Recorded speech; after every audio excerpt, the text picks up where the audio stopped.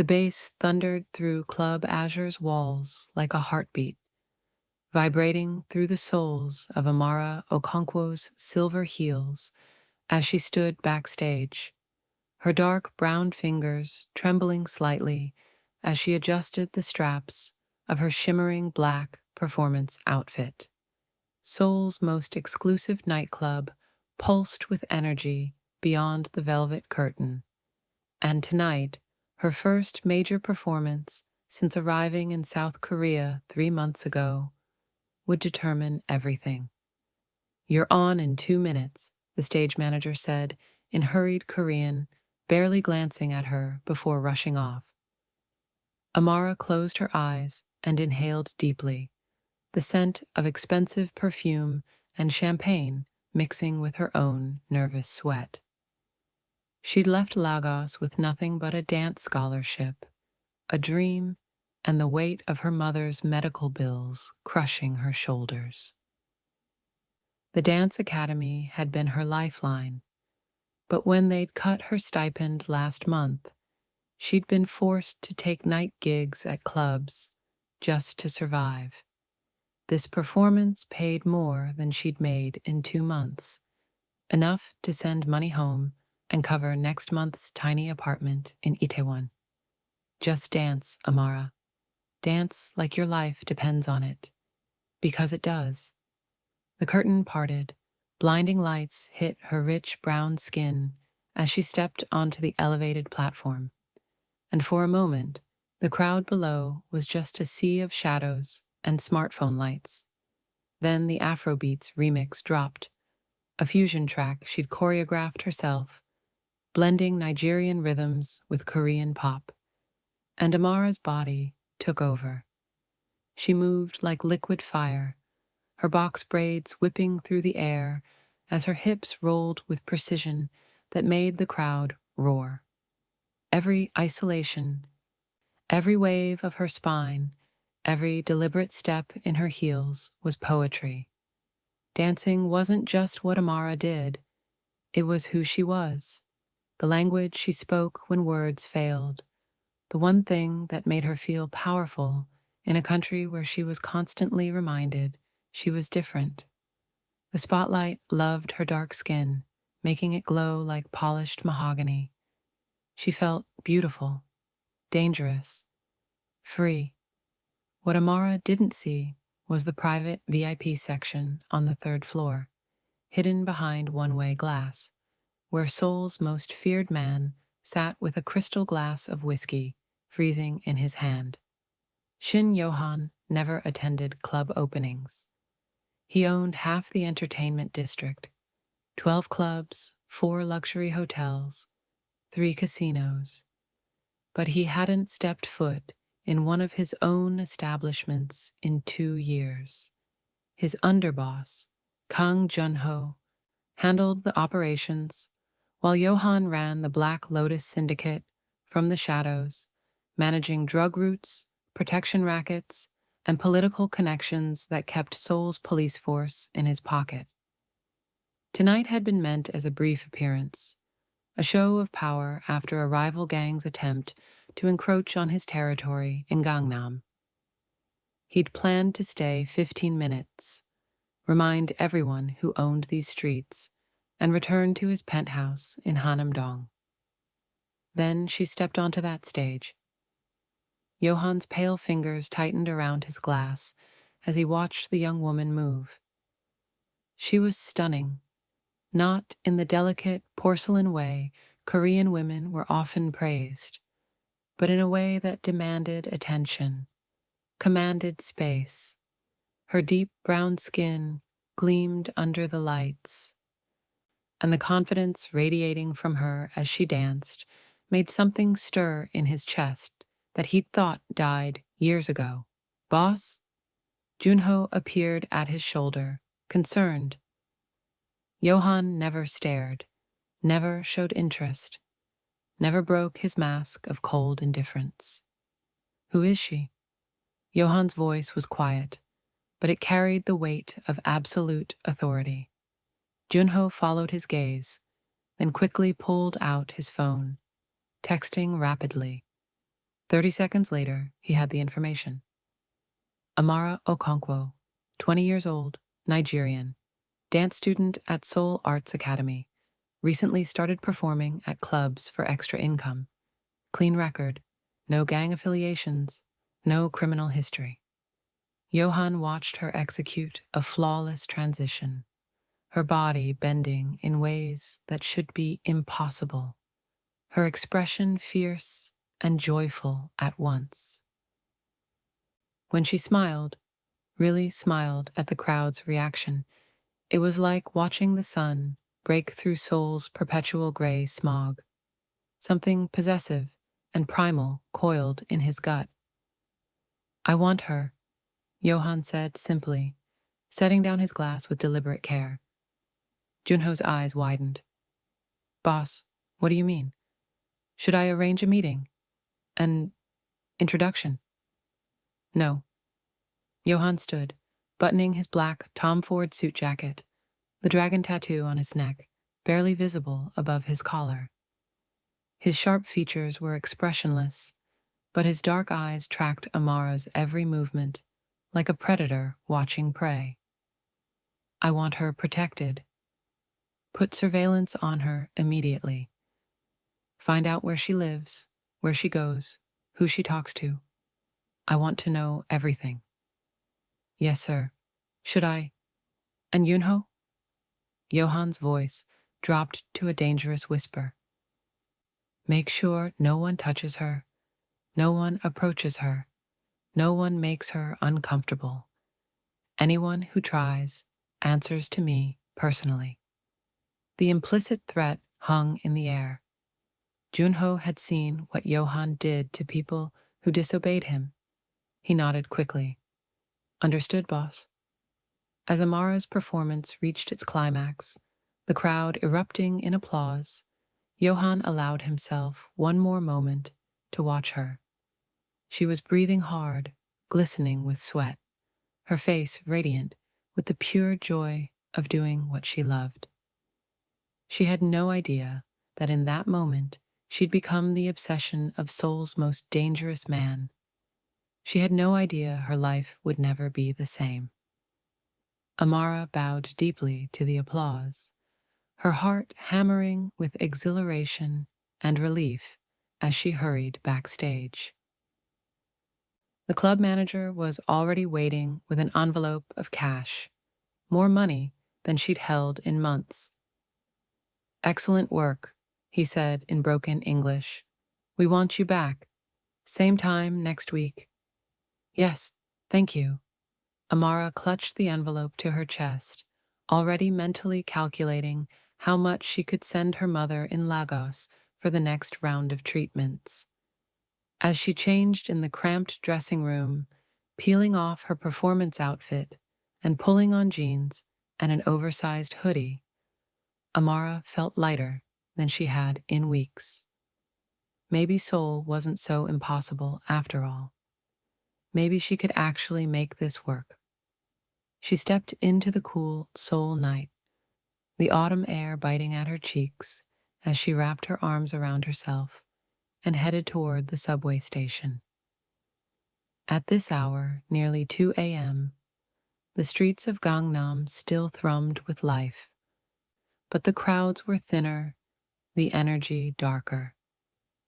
Amara didn't notice the black sedan that pulled away from the curb 3 cars behind her. She didn't see the 2 men in dark suits who began following at a careful distance. She had no idea that from his penthouse 12 blocks away, Shin Yohan was watching a live surveillance feed of her on his phone, his expression unreadable as he watched her walk safely toward the subway. She takes the train alone at 2 a.m., he murmured to himself, jaw tightening. That ends now. Would you risk everything if Seoul's most dangerous man decided you belonged to him? Drop your thoughts in the comments below. I want to know if you'd run or stay.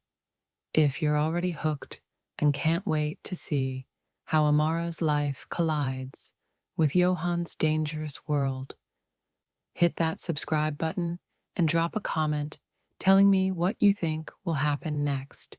Trust me, this story is about to get even more intense. Now, let's continue. Amara's tiny apartment in Itaewon was a shoebox, barely large enough for a twin mattress on the floor, a portable clothing rack, and a hot plate she used to cook instant noodles. But it was hers, and after sharing a cramped room with 3 siblings back in Lagos, she'd learned to be grateful for small mercies. She collapsed onto her mattress at nearly 3 a.m., every muscle aching deliciously from the performance.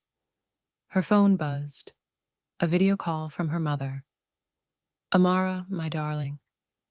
Her mother's face filled the screen, thinner than Amara remembered, but smiling. Behind her, the familiar peeling walls of their Lagos home. "I got the money you sent last week." "You're working too hard." "Mama, it's nothing. How are you feeling? Did you go to your appointment?" Her mother's smile faltered slightly. "The doctors say I need another round of treatment. It's expensive, but I'll send it," Amara interrupted, her chest tightening. "I just got paid for a big performance. I'll send it tomorrow." "Amara, you need to eat too. You need to take care." "Mama, I'm fine. Seoul is good to me. I'm dancing, I'm learning, everything is fine." The lie tasted bitter, but what else could she say? That she was terrified every day, that she sometimes went to bed hungry to save money, that being a young black woman in Seoul meant dealing with stares, whispers, and men who thought she was exotic entertainment rather than a human being. After the call ended, Amara lay in the darkness, listening to her neighbor's television through the paper-thin walls.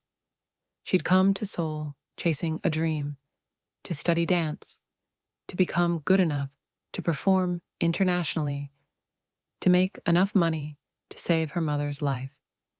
She hadn't expected Seoul to be so lonely, so expensive, so hard. But Amara Okonkwo hadn't survived growing up in one of Lagos's toughest neighborhoods by being fragile. She'd learned early that softness was a luxury she couldn't afford. Tomorrow she'd wake up, go to her academy classes, teach a children's dance workshop for extra cash, and keep pushing forward. She always did. 12 blocks away, Shin Yohan stood in his penthouse apartment, floor-to-ceiling windows, offering a panoramic view of Seoul's glittering skyline. The space was all black marble, leather, and sharp angles. Beautiful, expensive, and completely devoid of warmth, much like its owner. "The surveillance is in place," Junho reported, standing at attention near the doorway. "We've got eyes on her apartment building, the dance academy, and her usual routes. Park and Lee are rotating shifts." "Good." Yohan didn't turn from the window. "What else?" Junho consulted his tablet. "She lives alone, sends most of her money back to Nigeria. Her mother is sick, cancer treatment. She's on a partial scholarship at Seoul Arts Academy, but it doesn't cover living expenses. She's been taking club gigs and private dance lessons to survive. No boyfriend. Limited social circle, mostly other international students. She keeps to herself." Something twisted in Johan's chest. She was struggling, alone in a foreign country, working herself to exhaustion to save her dying mother. He understood that kind of desperation, that kind of loneliness. "Her apartment building," Johan said quietly. "It's in a bad area." "Yes, sir. High crime rate.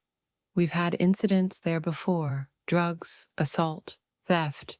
Johan's jaw tightened. The thought of Amara in danger, of someone hurting her, made his blood run cold. "Buy the building." Junho's head snapped up. "Sir? Buy the building. renovate it, improve security. I want cameras in every hallway, security guards on every shift, new locks on every door. But do it quietly. I don't want her to know. Boss. Junho hesitated, which was rare. He'd been with Yohan for 8 years, since they were both young and hungry, and fighting their way up through the ranks of Seoul's underworld. May I speak freely? Yohan turned, his dark eyes unreadable. When have you ever needed permission? This girl, Amara, you don't know her. You've never spoken to her. Why the interest? You've never, he gestured vaguely, you've never cared about anyone before. Not like this. Yohan was silent for a long moment. How could he explain the inexplicable? That watching her dance had cracked something open in him that he'd sealed shut years ago. That her smile, her joy, her fierce determination reminded him of a version of himself that died the night his father was murdered by a rival gang when Yohan was 17. He'd built the Black Lotus Syndicate from nothing, clawing his way to power through violence and strategy. He was feared, respected, and utterly alone. He'd convinced himself he preferred it that way. Then she appeared, dancing like freedom personified, and something in him woke up. I can't explain it, Yohan admitted finally. But I know I can't let anything happen to her. She doesn't know it yet, but she's mine to protect. Junho sighed. You know how this looks, right? Powerful man becomes obsessed with young woman, starts stalking her, controlling her life without her knowledge. I'm not controlling her life, Yohan interrupted sharply. I'm keeping her safe. There's a difference. Is there? Junho challenged. Boss, you're a good man underneath all this. He gestured at the expensive suit, the luxurious penthouse, the empire built on blood and fear. But she doesn't know that. If she finds out some mafia boss is watching her, she'll be terrified. Yohan turned back to the window, his reflection ghostly against the glass. Junho was right, of course. But the alternative, doing nothing while she struggled, while she walked dangerous streets alone, while she worked herself to exhaustion, was unacceptable. Then she won't find out, Yohan said coldly. Not until I can make her understand. 3 days later, Amara stood in the practice room at Seoul Arts Academy, teaching a group of Korean children a basic hip-hop routine. She loved these sessions, the kids' enthusiasm, their lack of judgment, the way they looked at her with pure admiration rather than curiosity or prejudice. Very good. One more time. 5, 6, 7, 8. As the children mimicked her movements with varying degrees of success, Amara caught sight of herself in the mirror. Her box braids were pulled into a high ponytail, her dark skin glowing with a light sheen of sweat, her smile genuine. These moments, when she was dancing, teaching, creating, made everything else bearable. After class, her friend Hana, one of the few Korean students who'd been kind to her from the beginning, caught up with her in the hallway. Amara, did you hear about the building? What building? Your building. Someone bought it and they're doing renovations.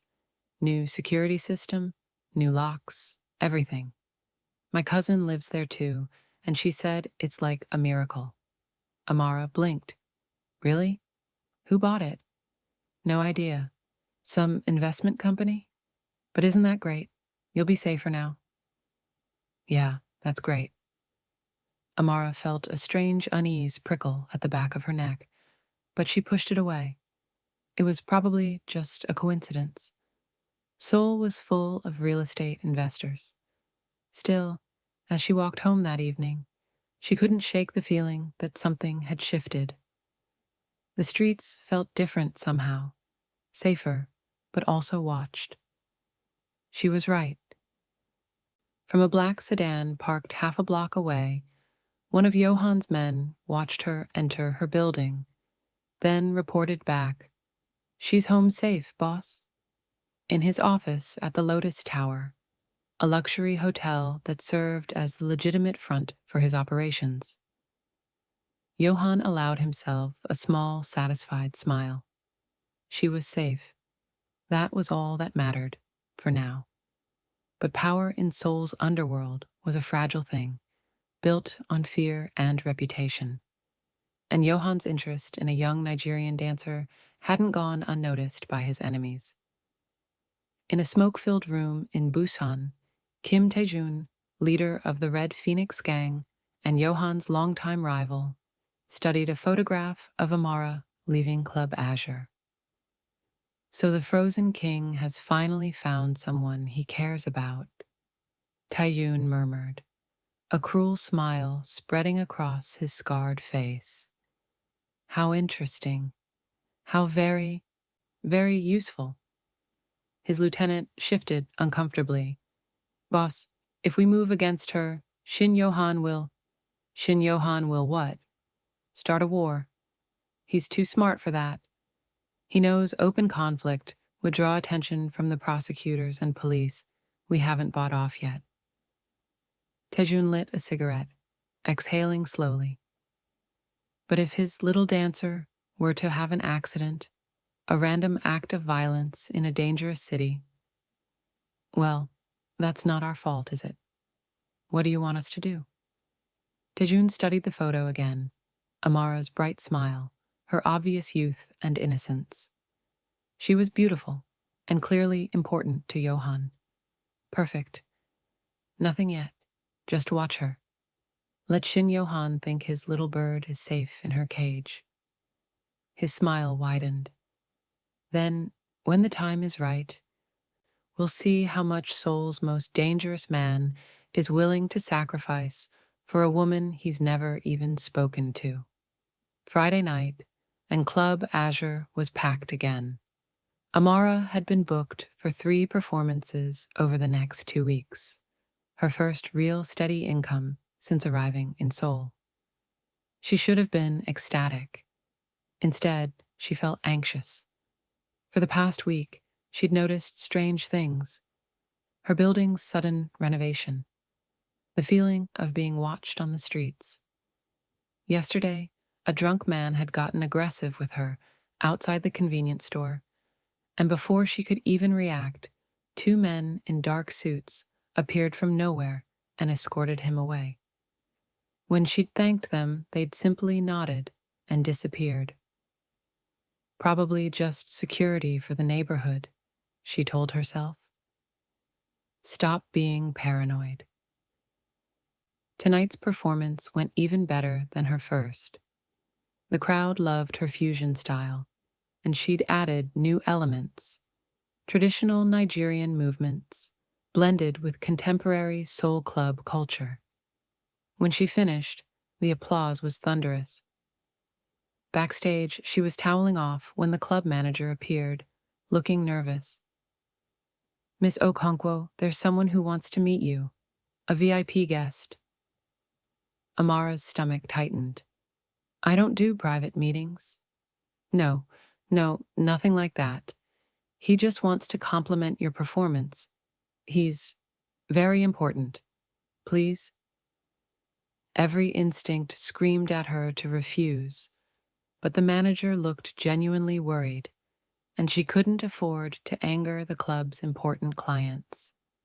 She needed this job. "Fine. 5 minutes." He led her through a maze of hallways to a private elevator. They ascended to the 3rd floor, the VIP level she'd heard about but never seen. The elevator opened onto a hallway lined with expensive art and soft lighting. The manager stopped at a door, knocked twice, then quickly retreated.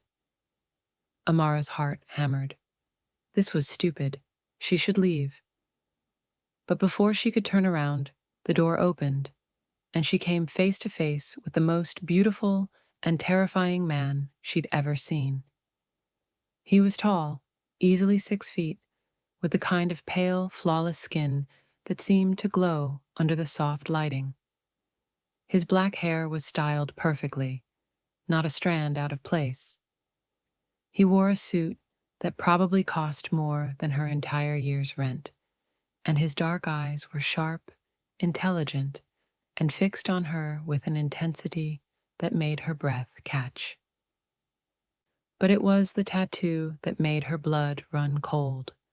A black lotus flower creeping up from his collar, the edges of a much larger design hidden beneath his crisp white shirt. She knew what that tattoo meant.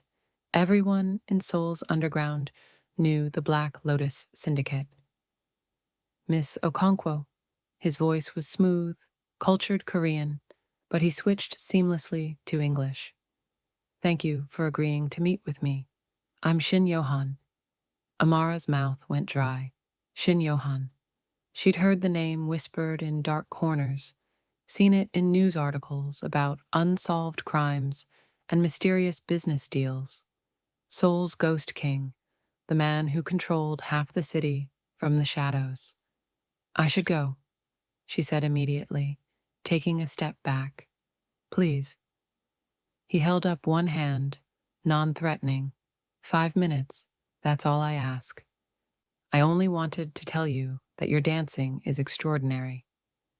Despite her fear, something in his tone, genuine admiration, no sleazy undertones, made her pause.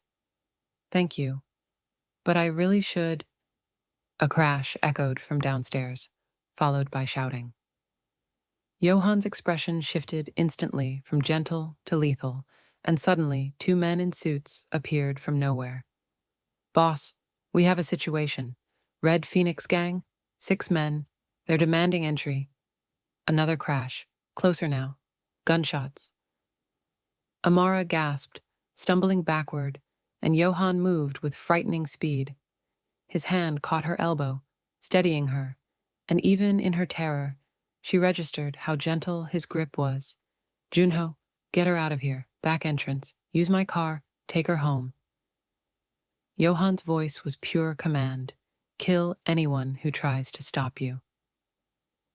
Boss, you need... Now! Junho grabbed Amara's arm, less gently than Johan, but not rough, and pulled her down a different hallway.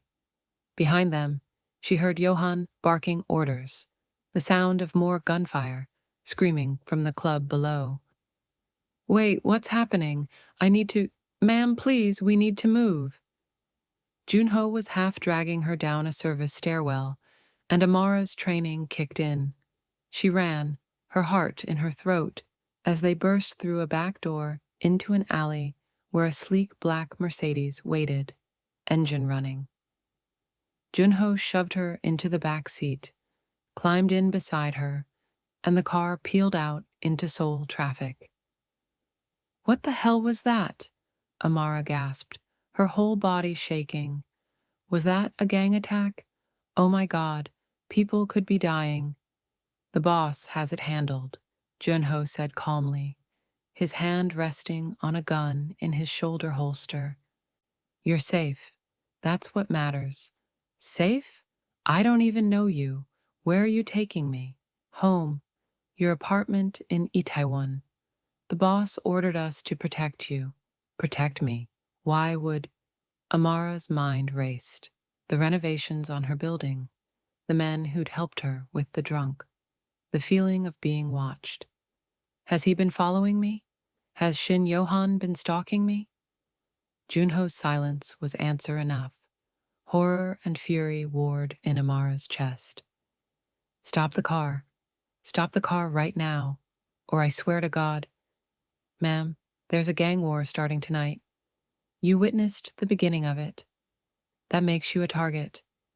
The boss is trying to keep you alive. I didn't ask for his protection. I didn't ask for any of this. No. Junho agreed quietly. You didn't, but you have it anyway. The car pulled up outside her building, which now had a security guard at the entrance and new cameras everywhere.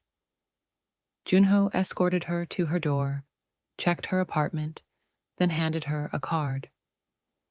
If you need anything, anything at all, call this number.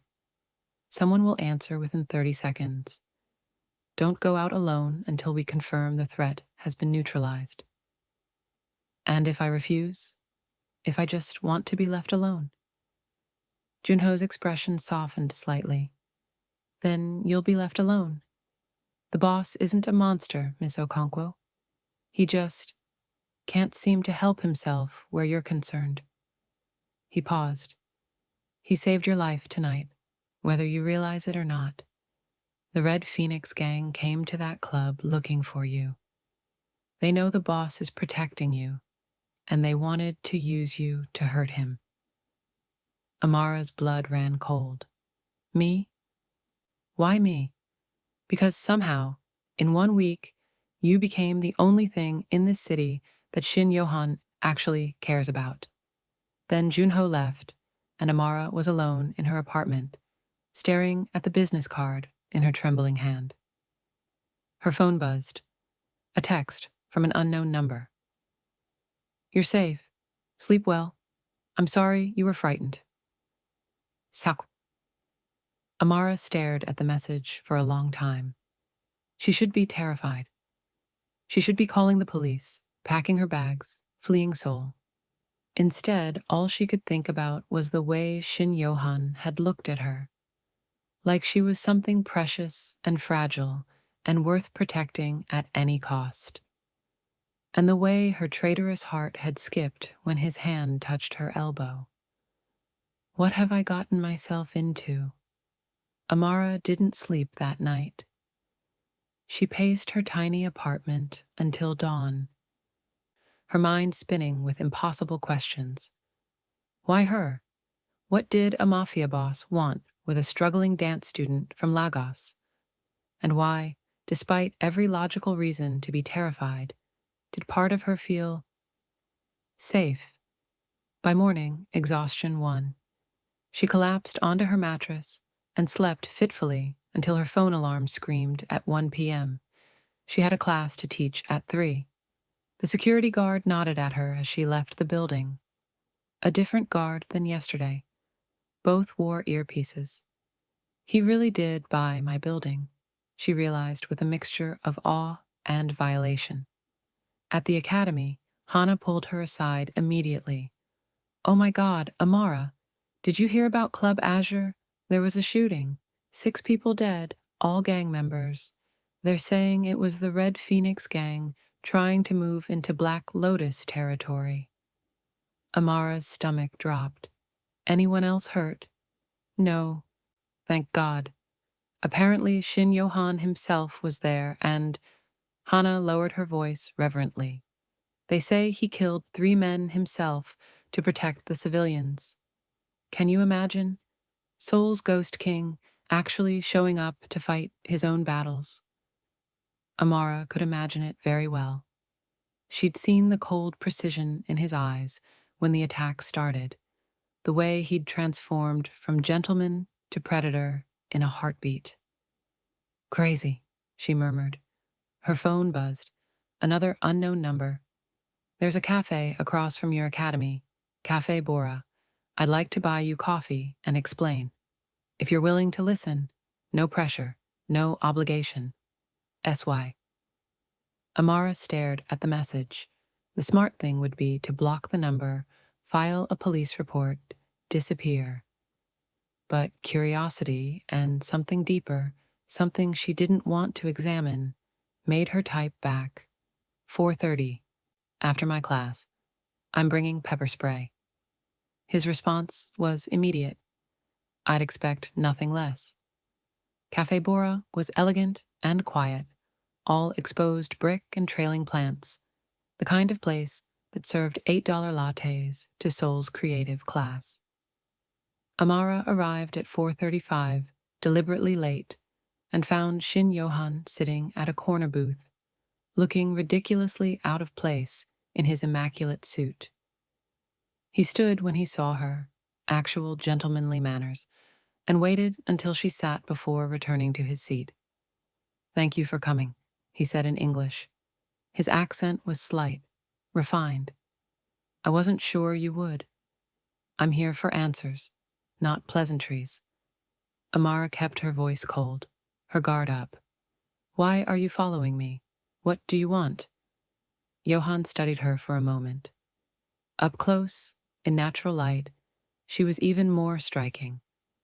High cheekbones, full lips, dark eyes that blazed with intelligence and suspicion.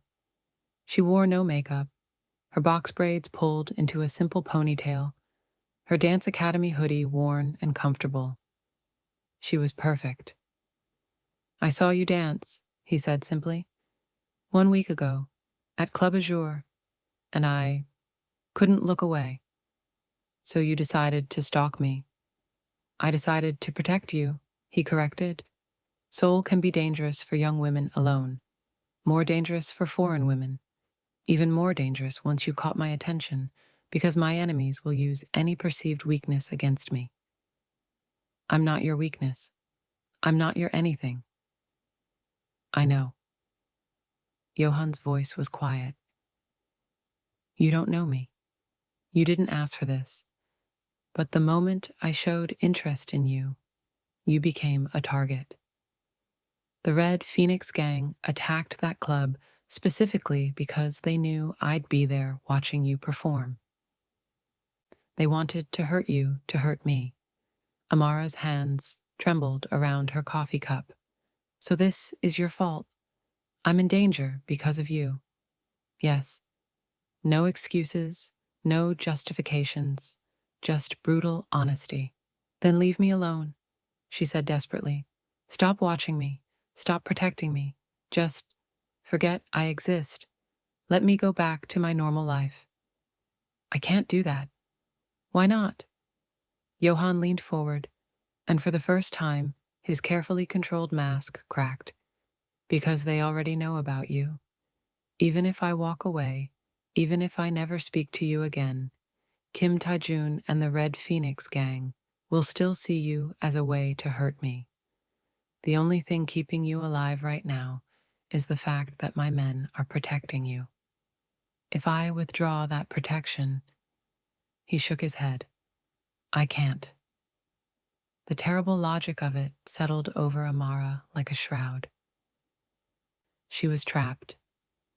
By simple bad luck, being in the wrong place, catching the wrong person's attention, she'd been pulled into a world of violence and danger she wanted no part of. "This is insane," she whispered. "I know. I'm sorry." They sat in silence for a long moment. Then Amara surprised herself by asking, "Why? Why me? You must see hundreds of women. Why did you fixate on me?" Johann considered the question carefully. "Do you know what I do, Amara? Beyond the obvious?" The use of her first name should have felt invasive, but somehow it didn't. "You're a criminal, a gang leader. You hurt people." "Yes, I also employ 3,000 people across my legitimate businesses. I fund orphanages and women's shelters, anonymously. I keep harder drugs out of Seoul's schools by controlling the supply chain and refusing to sell to dealers who target children. I'm not a good man, but I'm not a monster." He paused. "My father was murdered when I was 17. I built everything I have from nothing, through violence and strategy. I've been alone for 15 years. And then I saw you dance, and for the first time since I was a boy, I felt something other than cold ambition." Despite herself, Amara felt her anger wavering. "That's not my responsibility. I'm not here to fix you or save you or whatever." "I know. I'm not asking you to." Johann's dark eyes met hers steadily. "I'm asking for a chance. Let me keep you safe. Let me show you that I'm more than the monster you think I am. If, after you truly know me, you want nothing to do with me, I'll set you up somewhere safe, new identity, new city, enough money to take care of your mother's medical bills, and you'll never hear from me again. Amara's breath caught. How do you know about my mother? I know everything about you. Your favorite food is jollof rice with chicken, extra pepper. You call your mother every Tuesday and Friday. You're sending home 70% of your income for her cancer treatment. You came to Seoul on a dance scholarship because it was your only chance to make enough money to save her life. You're brave, talented, and impossibly stubborn. A ghost of a smile. You're also the first person in years who's looked at me with something other than fear or greed. It was too much, too invasive, too honest, too overwhelming. I need time to think, Amara said, standing abruptly. Yohan stood as well, pulling a card from his pocket, different from Yunho's. My personal number. Call anytime, day or night. I'll answer. What if I call the police instead? Half of them are on my payroll. The other half will tell you there's no evidence of any crime. You're under voluntary protection, and I've broken no laws. He paused. But I hope you won't. I hope you'll give me a chance to prove I'm not your enemy. Amara took the card, hating herself for it. I'm not promising anything. I'm not asking you to. She turned to leave, then stopped. The building renovations, the security, the men who helped me with that drunk guy last week. That was all you? Yes. Why? You didn't even know if I'd ever speak to you. Yohan's expression softened in a way that made him look almost vulnerable. Because you deserved to be safe. Whether I benefited from it or not. Over the next 2 weeks, Amara's life became surreal. She went to her classes, taught her workshops, practiced her routines, but always with the awareness of Yohan's men nearby. They were subtle, professional, never intrusive, but she knew they were there. And Yohan began courting her in the strangest way possible. Flowers appeared at her door. Not roses, but birds of paradise, her favorite, native to Africa. How did he know? A box of ingredients for Nigerian jollof rice arrived with a note. I thought you might be homesick. S.Y. Her academy tuition was suddenly paid in full for the year. When she called to complain, Yohan answered immediately. I can't accept this, she said angrily. It's not a gift. Consider it an investment. Your dancing is extraordinary. You deserve to focus on it without worrying about money. That's not how this works. You can't just... Amara. His voice was gentle. Your mother needs treatment next week. You are going to skip meals to send her enough money. Now you don't have to. Let me help. How did he know about the treatment schedule? Then again, he seemed to know everything. This feels like a trap, she whispered. It's not. There are no strings attached. If you never want to see me again, the tuition is still paid. I just want you to have options. She hung up, but she didn't send the money back. The breaking point came 3 weeks after their first meeting. Amara was walking home from a late practice. Stupid, she knew, but she'd been working on a new piece and lost track of time. The streets were dark, mostly empty. She didn't notice the van following her until it pulled alongside and the door slid open. 3 men jumped out, and before Amara could scream, rough hands grabbed her. She fought, kicked, bit, scratched, but they were strong and there were too many. Pretty little bird, one laughed in Korean. Shin Yohan's pet. The boss will pay good money for you. Terror flooded her system. She was being kidnapped. She was going to die. Then a black sedan screeched around the corner, and suddenly Yohan was there. He moved like violence incarnated, brutally efficient. The first man went down with a crushed windpipe. The second took a knife to the shoulder. The third tried to run, but Junho appeared from nowhere and tackled him to the ground. Within 30 seconds, it was over. Yohan stood over the groaning men, his suit jacket torn, blood on his knuckles, not his own. Then he turned to Amara, and his expression transformed from murderous to devastated. Are you hurt? His hands hovered near her shoulders, not quite touching, as if afraid he'd break her. Did they hurt you? Amara was shaking so hard, her teeth chattered.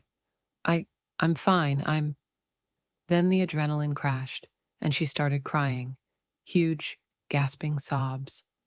And Yohan, Seoul's most feared crime lord, carefully pulled her into his arms and held her while she fell apart. You're safe, he murmured in Korean, then English, then Korean again. I've got you. You're safe. He smelled like expensive cologne and gun smoke, and his arms were strong and sure. And Amara hated how desperately she clung to him. I should have been there sooner, Yohan said, his voice raw with self-loathing. I should have had more men on you. This is my fault. Take me home, Amara whispered against his chest. Please, just take me home. Yohan carried her to his car, actually carried her like she weighed nothing, and held her the entire drive to her apartment. At her door, he finally set her down gently. I'll have 4 men on you at all times now, he said. This won't happen again. Amara looked up at him, this dangerous, powerful man who just killed for her without hesitation, and made a decision that would change everything. Stay, she said quietly. His eyes widened. What? Stay. Tonight. I don't want to be alone. Amara, I don't think... Not like that, she interrupted. Just stay, please. Yohan studied her for a long moment, then nodded. Okay. Inside her tiny apartment, Amara made tea with shaking hands, while Yohan sat awkwardly on her floor, looking impossibly large in the small space. He'd removed his suit jacket and rolled up his sleeves, and she could see the full extent of the tattoo now. A massive black lotus covering his right arm, beautiful and menacing. Tell me about it, she said, settling across from him. The tattoo. Yohan looked down at his arm.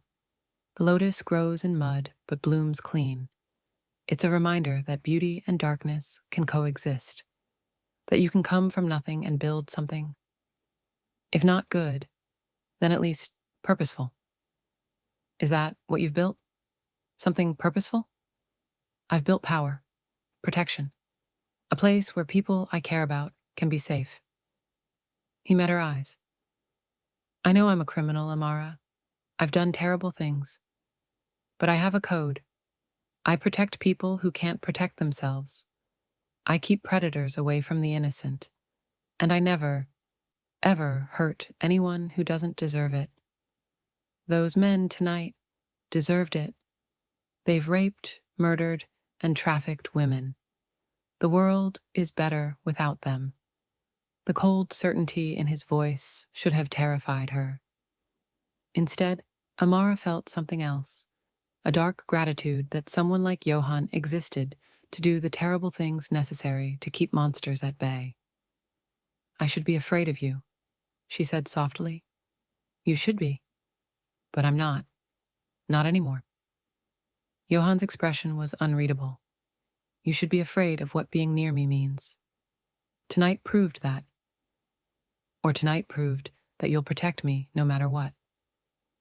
Amara set down her tea. I'm tired of pretending I don't feel this connection. I'm tired of fighting it. You scare me, Shin Yohan. But you also make me feel safer than I've felt since I left Lagos. Amara, I'm not saying I'm yours, she interrupted. I'm not saying I love you or that this is forever. I'm just saying I want to try, to see what this could be, if you're willing to be patient with me. Yohan moved closer, slowly, giving her time to pull away. When she didn't, he cupped her face with surprising gentleness, his thumb brushing away a lingering tear. I'll be as patient as you need, he promised. I'll earn your trust. I'll prove I'm worthy of it. You already saved my life. That's the bare minimum of what I owe you. His voice dropped to a whisper. You made me feel human again, Amara. You looked at the monster and saw a man. I'll spend the rest of my life trying to be the man you see. When he kissed her, softly, reverently, like she was something holy, Amara finally understood why she'd been drawn to him from the start. Shin Yohan was dangerous, dark, and deadly, but he was also hers. 3 months into their impossible relationship, Amara's life had transformed into something she barely recognized. She still lived in her tiny Itaewon apartment. She'd refused to move into Yohan's penthouse, needing to maintain some independence. But now it felt like a sanctuary rather than a prison. Her days were filled with dance classes, performances at upscale venues. Yohan's connections had opened for her, and stolen moments with Seoul's most dangerous man. Their relationship existed in careful balance. Yohan never pushed, never demanded. He courted her with a patience that seemed impossible for someone so powerful. Private dinners where he learned to make jollof rice under her instruction, his expensive kitchen filled with her laughter when he added too much pepper, late-night walks along the Han River with bodyguards trailing discreetly behind, quiet mornings in her apartment where he held her while she told him stories about Lagos, and he listened like every word was precious. He'd kept his promise. She was safe. The Red Phoenix gang had made no further moves, deterred by the brutal message Yohan had sent when he'd killed their men. Her mother's treatment was going well, funded by anonymous donors that Amara knew was Yohan, though he denied it whenever she asked. But there were reminders, always, of what he was. The night she'd seen him break a man's arm in an alley for dealing drugs near a school. The morning she'd found him on her floor, unable to sleep, blood still under his fingernails from business he wouldn't discuss. The phone calls he had to take at odd hours, his voice cold and commanding in ways that made her shiver. Yohan was two people, the gentle man who held her like she was made of glass, and the ruthless crime lord who controlled Seoul's underworld with an iron fist. Amara was learning to love them both. You're thinking too hard again, Yohan murmured against her neck. They were in his penthouse. She'd finally agreed to visit, though she still wouldn't move in, tangled together on his ridiculously expensive couch while snow fell outside the floor-to-ceiling windows. Seoul in December was freezing, but Yohan kept her warm, his arms wrapped securely around her waist. I'm thinking about us, Amara admitted, about how insane this is. Having regrets? No. That's what's insane. She turned in his arms to face him. I should regret this. I should be terrified. Instead, She struggled for words. Happy, actually happy, for the first time since I came to Seoul. Johan's expression softened in that way it only did for her, the mask dropping completely, revealing the man beneath. I never thought I'd have this. Someone to come home to. Someone who sees all of me and stays anyway. Your tattoo. Amara traced the lotus on his arm, a gesture that had become habit. You said it's about darkness and beauty coexisting. Tell me the real story. Johan was quiet for a long moment. He never talked about his past, deflecting whenever she asked. But something in her tone, gentle but insistent, made him finally surrender. My father owned a small restaurant in Busan, he began quietly. We were poor, but honest. When I was 15, a local gang started demanding protection money. My father refused, said he wouldn't fund criminals. Johan's jaw tightened. They burned the restaurant down. My mother was inside. Amara's breath caught. Johan. She survived, but barely. 70% of her body burned. My father spent everything we had on her treatment, and when that wasn't enough, he borrowed from loan sharks. When he couldn't pay them back, Johan's voice went hollow. They killed him, made it look like suicide. I was 17. Oh my God. I was so angry, so helpless. My mother needed constant care, and I had nothing. No money, no power, no way to protect her. So I did the only thing I could think of. He met Amara's eyes. I joined the gang that killed my father. Amara pulled back slightly, shocked. I know how it sounds, Johan continued, but I had a plan. I worked my way up through the ranks. I was smart, ruthless, willing to do things others wouldn't. Within 3 years, I was the boss's right hand. And then, his smile was cold. I killed him, took over, renamed the organization the Black Lotus Syndicate. The lotus in the mud, Amara whispered, understanding. I came from nothing, from darkness and violence, but I built something different, better in its own way. I have rules. No human trafficking, no selling to kids, no hurting innocents. The men who work for me are loyal because I protect them, pay them well, and never ask them to compromise their honor for profit. He paused. And every month, I anonymously fund the medical care of burn victims across Seoul. Victims like my mother was. Tears pricked Amara's eyes. Where is she now? Your mother? She died 6 years ago.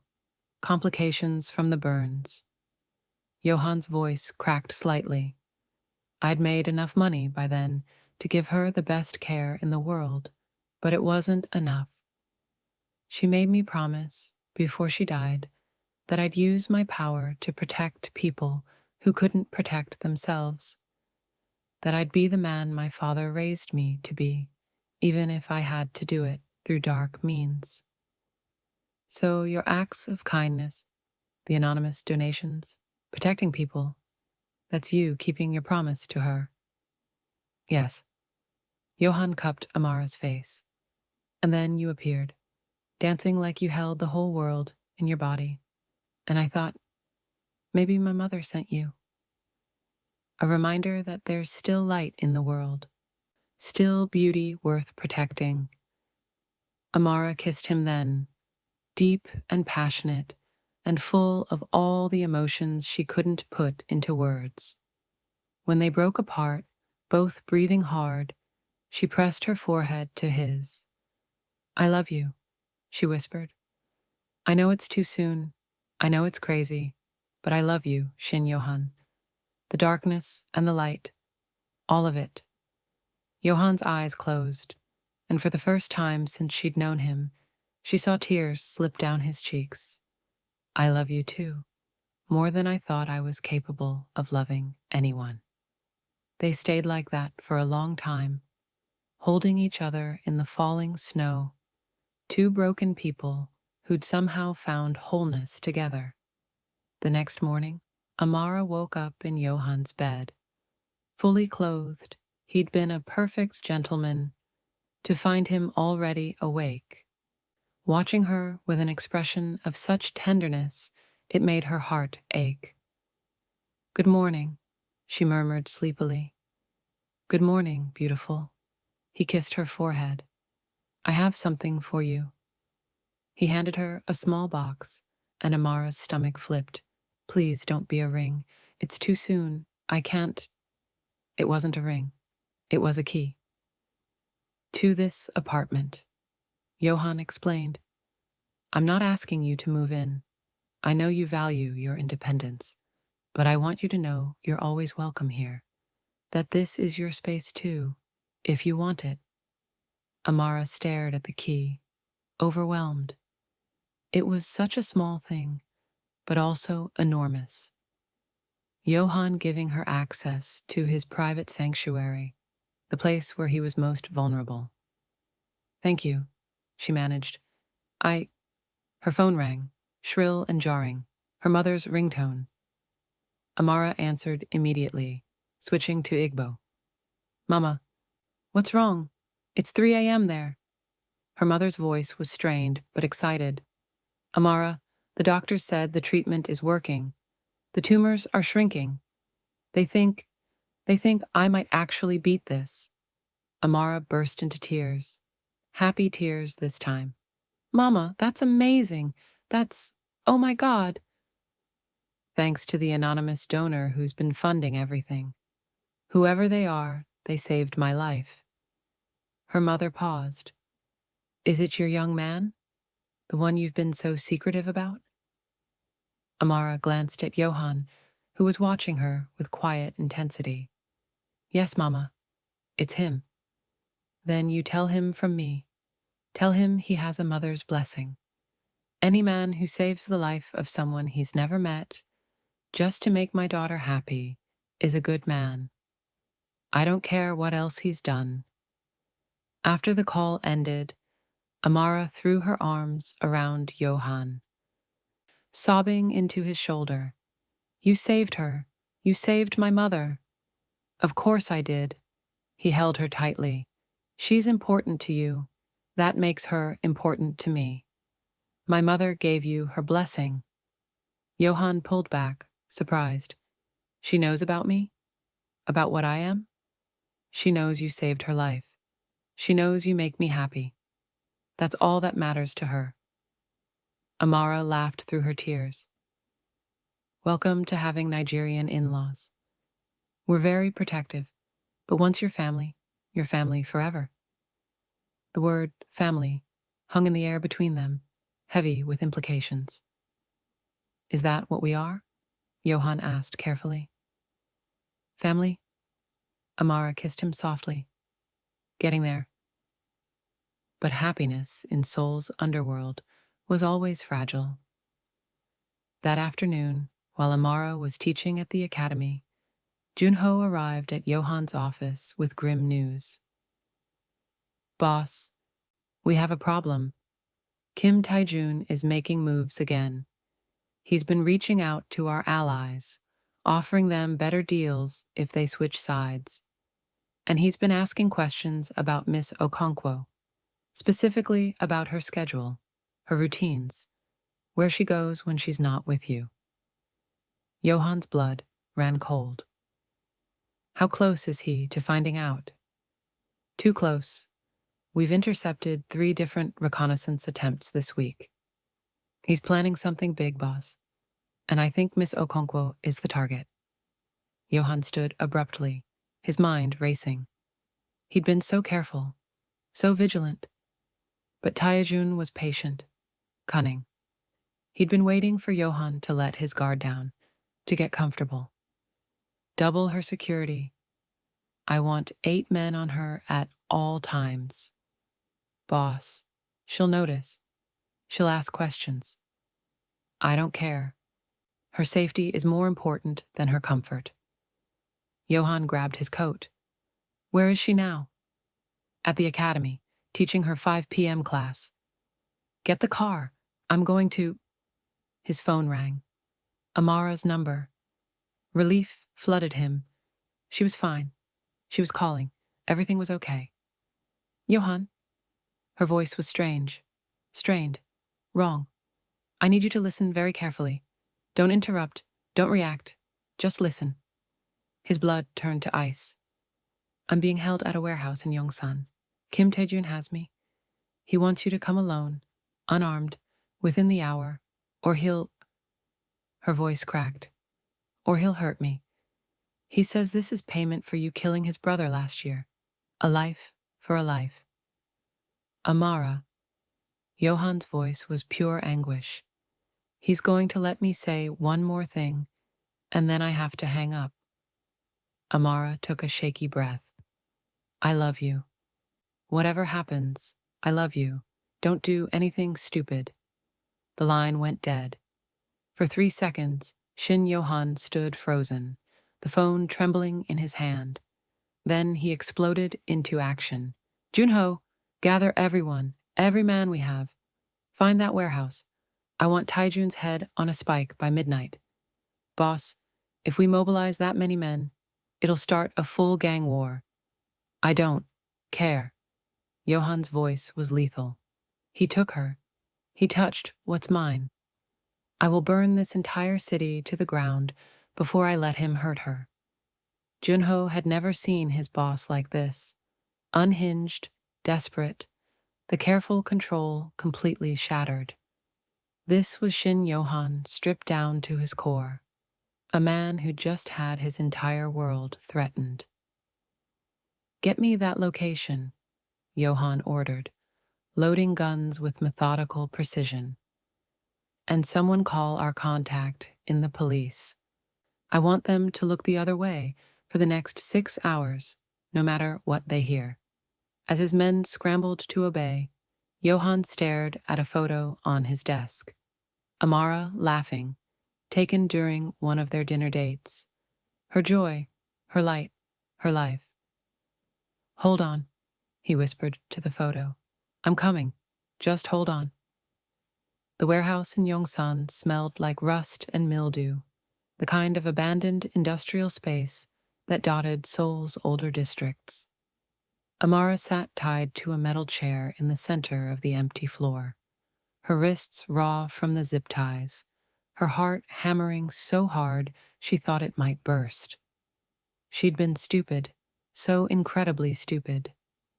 After her class, she'd stopped at a convenience store, just 2 blocks from the academy, broad daylight. What could happen? But they'd been waiting. A van, 3 men, a cloth over her mouth that smelled chemical and wrong. She'd woken up here, with Kim Taejun circling her like a shark. He was older than Yohan, maybe 40, with a scar running from his temple to his jaw and eyes that held no warmth whatsoever. While Yohan's violence was controlled, purposeful, Taejun's felt chaotic, sadistic. You're even prettier up close, Taejun said in Korean, then switched to heavily accented English. I can see why Shin Yohan is obsessed. There's something exotic about you. Amara kept her expression neutral, refusing to give him the satisfaction of seeing her fear. Her father had taught her that, before he died, never let them see you break. He'll kill you for this, she said quietly. You know that, right?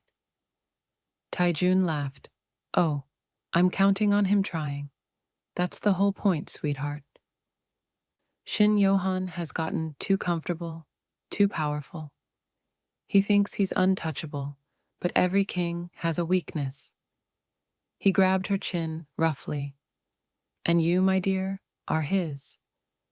If you hurt me, there's nowhere you can hide. I'm not going to hurt you. Taejun released her, wiping his hand on his pants, like he'd touched something dirty. Not unless I have to. See, I'm a businessman. This is about leverage, not cruelty. Shin Yohan comes here. alone and unarmed like I demanded, and we have a conversation about territory redistribution. He agrees to my terms, you go free. Simple. And if he doesn't agree? Taejun's smile was cold. Then I'll make sure he watches while I destroy everything he loves. Starting with you. Amara's blood ran cold, but she forced herself to stay calm. Yohan was coming. She knew he was coming. And when he did, all hell would break loose. She just had to survive until then. 40 minutes later, Yohan stood outside the warehouse, with 30 armed men behind him. Junho had located Taejun's position using their network of informants and traffic cameras. The building was surrounded, snipers in position, every exit covered.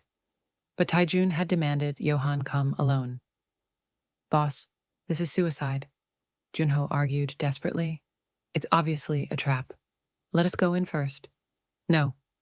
Yohan checked his gun one final time, then tucked it into the back of his waistband, hidden under his suit jacket.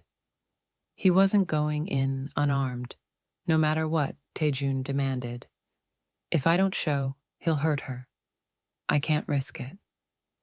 Then at least take backup. You are my backup. Give me 10 minutes. If I'm not out with Amara by then, storm the building. Kill everyone except her. Yohan's voice dropped. If anything happens to me, make sure she gets out of Seoul safely. There's a bank account under her name with $5 million. Make sure she gets it. Boss, that's an order, Yunho. Yohan walked toward the warehouse entrance, every sense on high alert. The building was eerily quiet, just the sound of his footsteps echoing on concrete. The main floor was empty except for a single chair in the center, where Amara sat, bloodied but alive. Relief and fury warred in Yohan's chest. Her lip was split, there was a bruise forming on her cheek, and her wrists were raw and bleeding from the zip ties. Someone had hit her. Someone was going to die, screaming. Amara, he called out, his voice carefully controlled. Her head snapped up, and even from this distance, he could see the relief flood her expression. Yohan, don't, it's a trap. I know, my love, it's okay. How touching. Taejun's voice echoed from the catwalks above. He appeared with 6 armed men, all guns trained on Yohan. Seoul's Ghost King, brought to his knees by a pretty face. I almost pity you, Shin Yohan. Love makes you weak. Yohan kept his hands visible, non-threatening, even as every muscle in his body coiled with the need to tear Taejun apart. You wanted to talk. I'm here. Let her go. Not yet. First, we discuss terms. Taejun descended the metal stairs leisurely. You've been taking too much territory.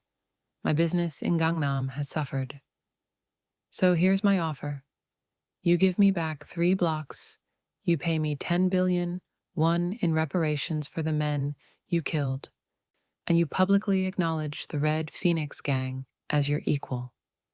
Done. Taejun blinked, clearly expecting resistance. Just like that? You have the woman I love untied to a chair with a gun to her head. You think I care about territory? Money? Pride? Yohan's voice was deadly calm. Name your price. Take what you want. Just let her go unharmed. For the first time, uncertainty flickered across Taejun's face. He'd expected Yohan to fight, to negotiate. This immediate capitulation was suspicious. You're planning something, Taejun said slowly. I'm planning to get Amara out of here alive. Everything else is secondary. Amara's heart broke, listening to him. Yohan was willing to sacrifice everything he'd built. His empire, his reputation, his power, just to save her. The man who'd spent 15 years clawing his way to the top was ready to throw it all away in an instant. For her, Yohan, no, she called out. Don't give him anything. I'm not worth. You're worth everything. Yohan interrupted, finally looking directly at her. His eyes were blazing with emotion. You're worth the whole world, Amara. Nothing else matters. How disgustingly romantic. Taejun sneered. But I'm afraid it's not quite that simple, Shin Yohan. See, I don't actually believe you'll honor this agreement. The moment she's safe, you'll come for me with everything you have. So I need insurance. He pulled out a knife, and Amara's blood froze. No. Yohan started forward, but 6 guns cocked simultaneously. I'm not going to kill her, Taejun assured him. Just going to leave a reminder. Something to think about next time you consider double-crossing me. He moved toward Amara, and she couldn't help it. She screamed. The sound shattered Yohan's careful control. Stop! His voice was raw. Please, I'll give you anything, anything. Just don't hurt her. Anything? Taejun paused, intrigued. Take me instead. Yohan spread his arms. Let her go, and you can do whatever you want to me. Cut me, beat me, kill me if that's what you need. Just let Amara walk out of here unharmed. Yohan, no. Amara was sobbing now. Don't do this, please. It's a generous offer, Taejun mused, but I don't think. The window above exploded inward. Junho and 4 men rappelled down, guns blazing. Chaos erupted, Taejun's men returning fire, bullets ricocheting off metal, shouts and screams filling the warehouse. Yohan moved instantly, pulling the gun from his waistband and shooting the 2 men closest to Amara. He reached her in seconds, cutting the zip ties with a knife he'd hidden in his boot. Can you run? He asked urgently. Yes. Then run. Straight through that door, Junho's men will get you to safety. I'm not leaving without you. A bullet pinged off the chair next to them. Yohan shielded Amara with his body, returning fire with lethal precision. 3 more of Taejun's men went down, but Taejun himself had disappeared into the shadows. Boss, we need to go. Junho appeared, blood streaming from a cut on his forehead. Police are 3 minutes out. Someone called it in. Get Amara out first. I said I'm not leaving. Amara grabbed Yohan's arm. We go together, or not at all.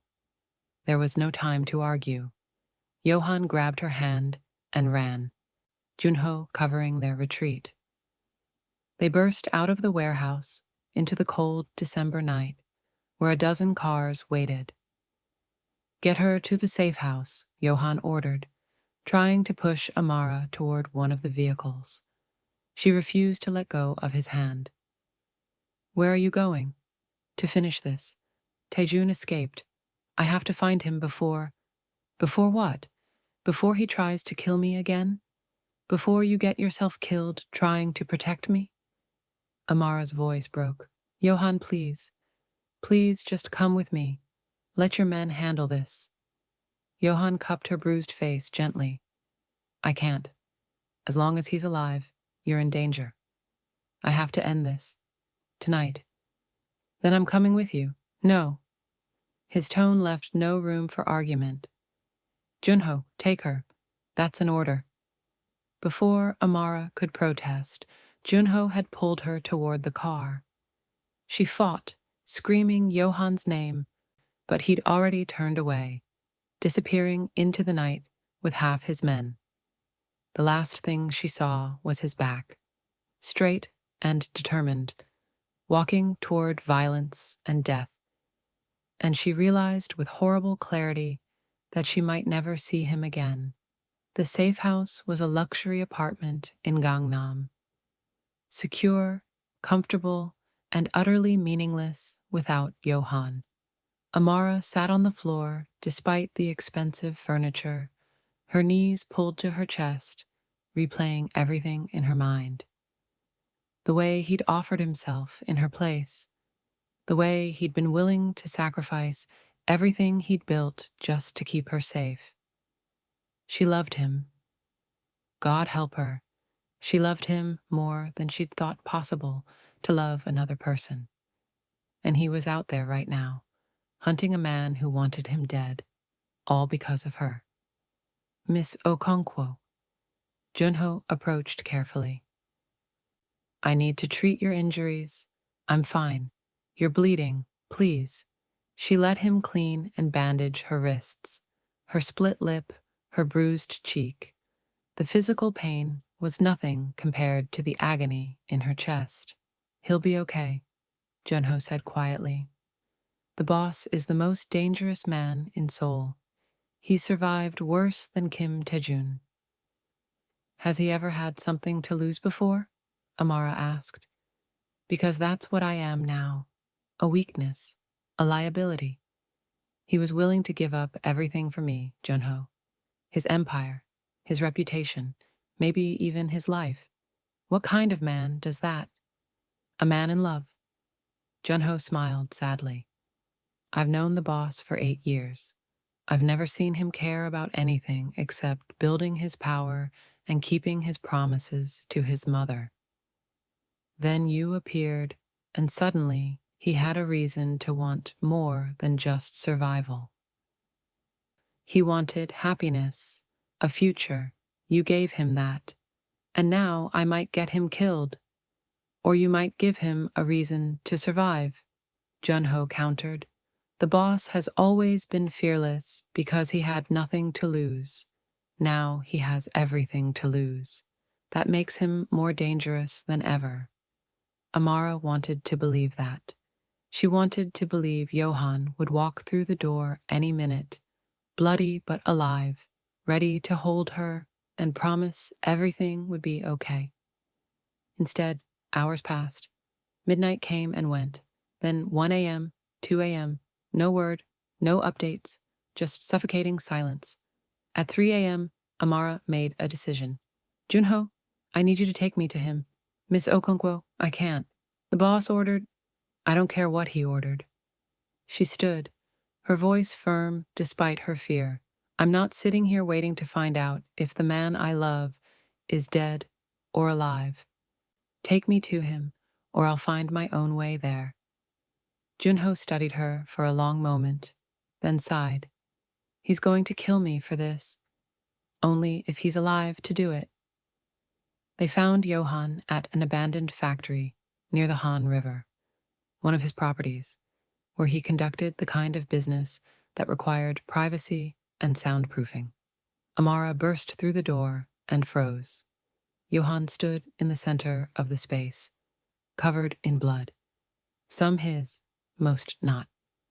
Around him lay 6 bodies, and tied to a chair was Kim Taejun, barely conscious, his face a mess of bruises and cuts. But it was Yohan's expression that stopped Amara's heart. He looked broken, destroyed, like he'd crossed a line he could never come back from. Yohan, she whispered. His head snapped up, and the desolation in his eyes made her chest ache. You shouldn't be here. You shouldn't see this, see me like this. Amara walked forward slowly, ignoring the blood, the bodies, the violence. She walked straight to Yohan and wrapped her arms around him. He stood rigid for a moment, then collapsed into her embrace, his whole body shaking. I'm sorry, he choked out. I'm so sorry. I tried to be better, tried to be the man you deserved, but I'm just a monster. You're my monster, Amara said fiercely, holding him tighter. And I'm not going anywhere. Do you hear me? I'm not leaving. I'm not scared. I love you. All of you. Even this dark part. Amara, what did you do to him? She glanced at Taejun, who was groaning weakly. I made sure he'll never hurt you again. made sure everyone knows what happens when they touch what's mine. Yohan's voice was hollow. I've started a war, Amara.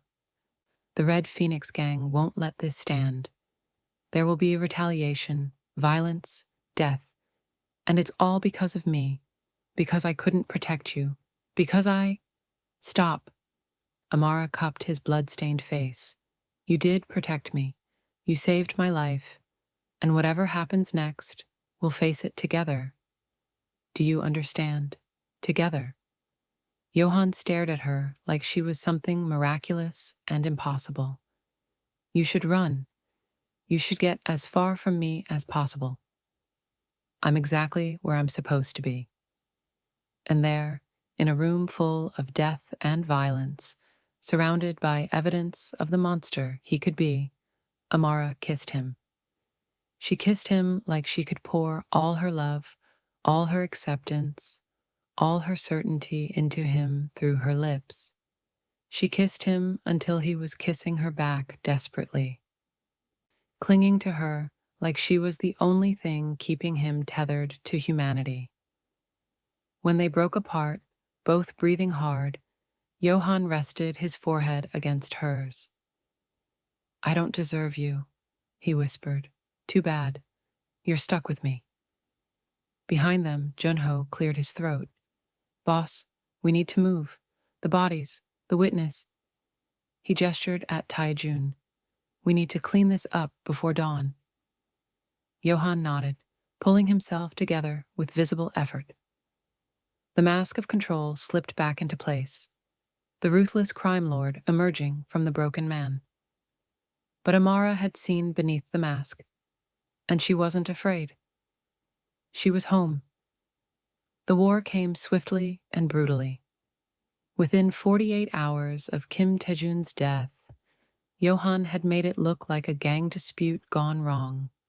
The body found in Red Phoenix territory, Seoul's underworld erupted into chaos.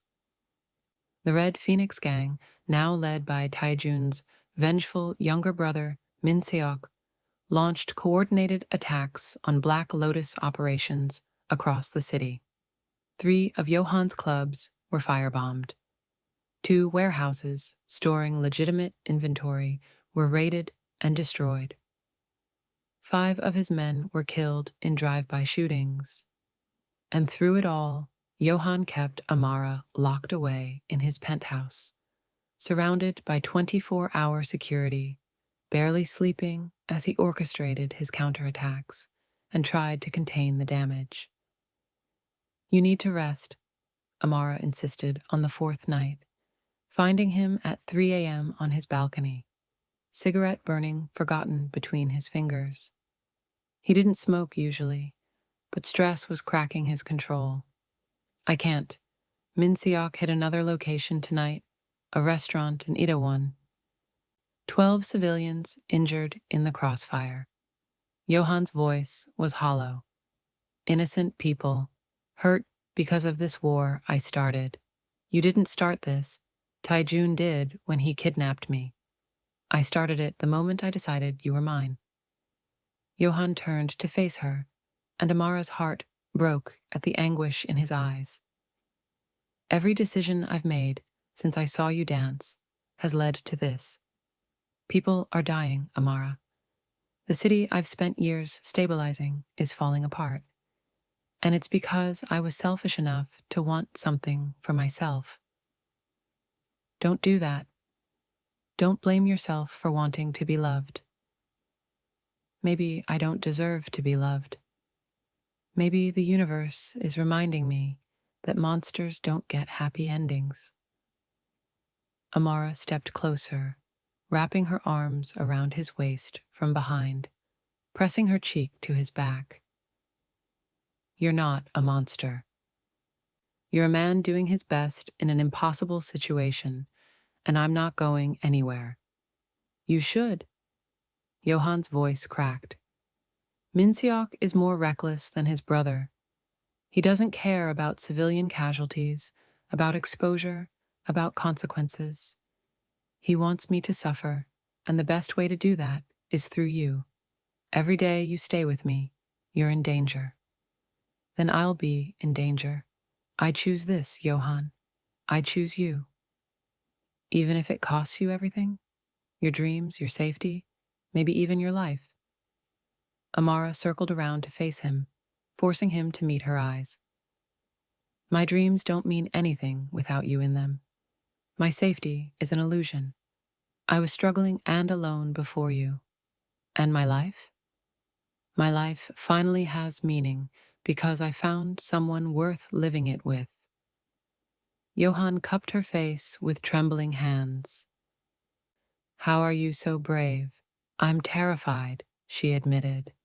Every second of every day, I'm terrified. But being without you scares me more than anything Min Seok could do. They stood in silence for a long moment, the Seoul skyline glittering below them like a battlefield of lights.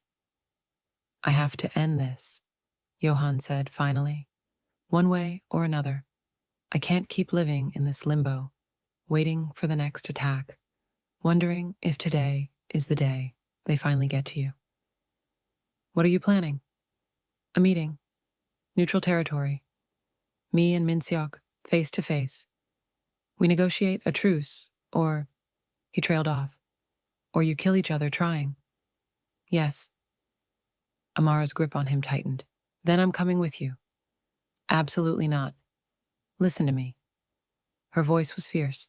Min Seok wants to hurt you through me, right? So use that. Bring me to the meeting. Show him that I'm not a weakness. I'm your strength. Show him that we're united, that threatening me only makes you more dangerous, not less. It's too risky. Everything about us is risky, but we're stronger together than apart. Amara pulled back to look at him directly. You told me once that your mother made you promise to use your power to protect people. I'm asking you to trust me to protect you too. Let me stand beside you, not behind you. Yohan stared at her for a long moment, then something shifted in his expression, resignation mixing with pride and overwhelming love. You're extraordinary, he murmured. Absolutely extraordinary.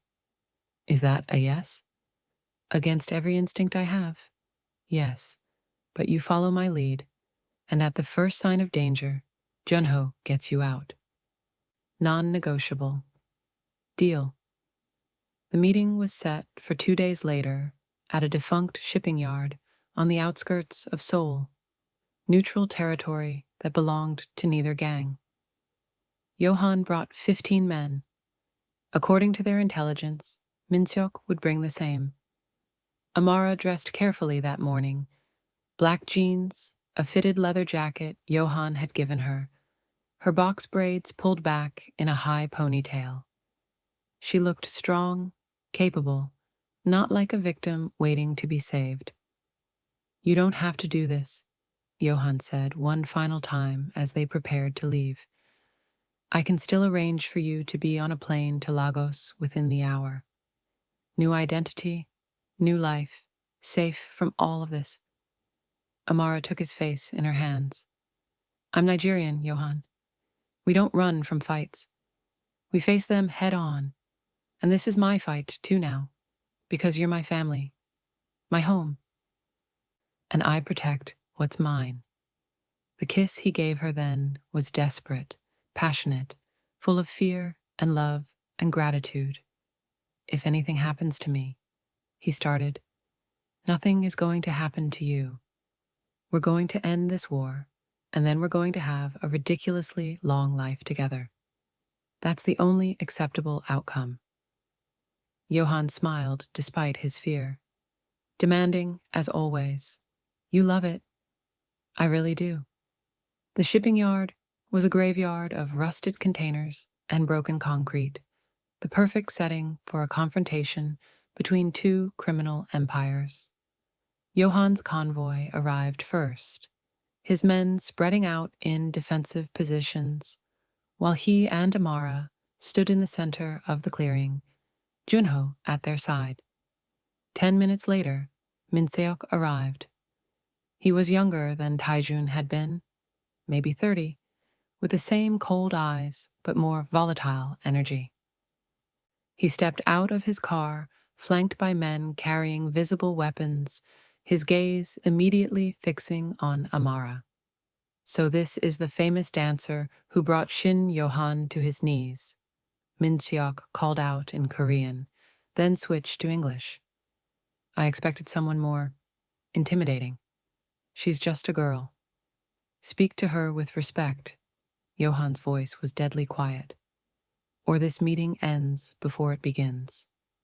Min Seok laughed. Protective, aren't we? My brother was right. She really is your weakness. She's my strength, Johan corrected. And if you're smart, you'll recognize the difference. Oh? Enlighten me. Amara stepped forward before Johan could stop her, her chin high, her voice steady despite her racing heart. Your brother kidnapped me to leverage against Johan. He thought making him choose between his empire and me would destroy him. He was wrong. It just showed Johan what truly matters. And now you're making the same mistake, thinking that threatening me makes him vulnerable. It doesn't. It just gives him clarity. Min Seok's smile faded slightly. Big words for someone surrounded by men with guns. I've survived bigger threats than you.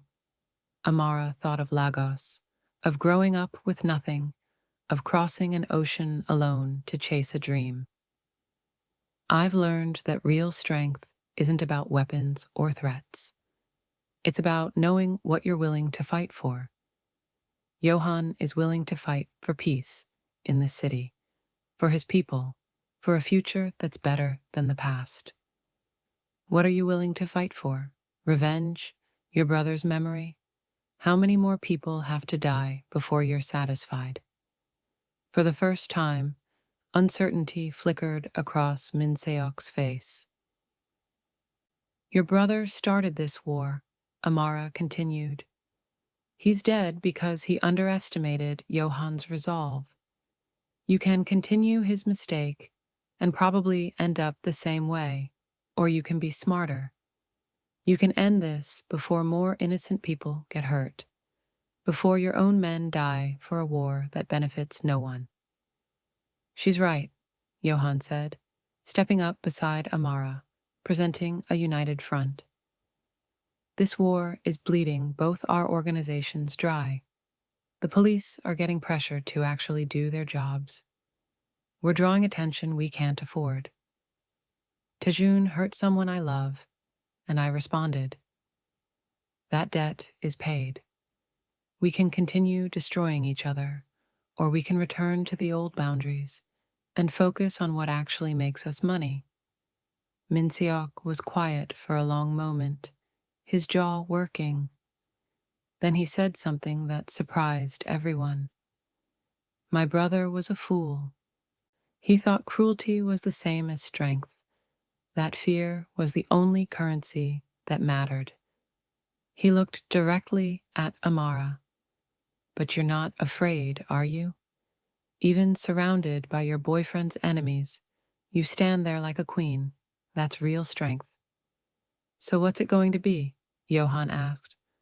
More blood or peace? Min Seok pulled out a cigarette, lit it, took a long drag.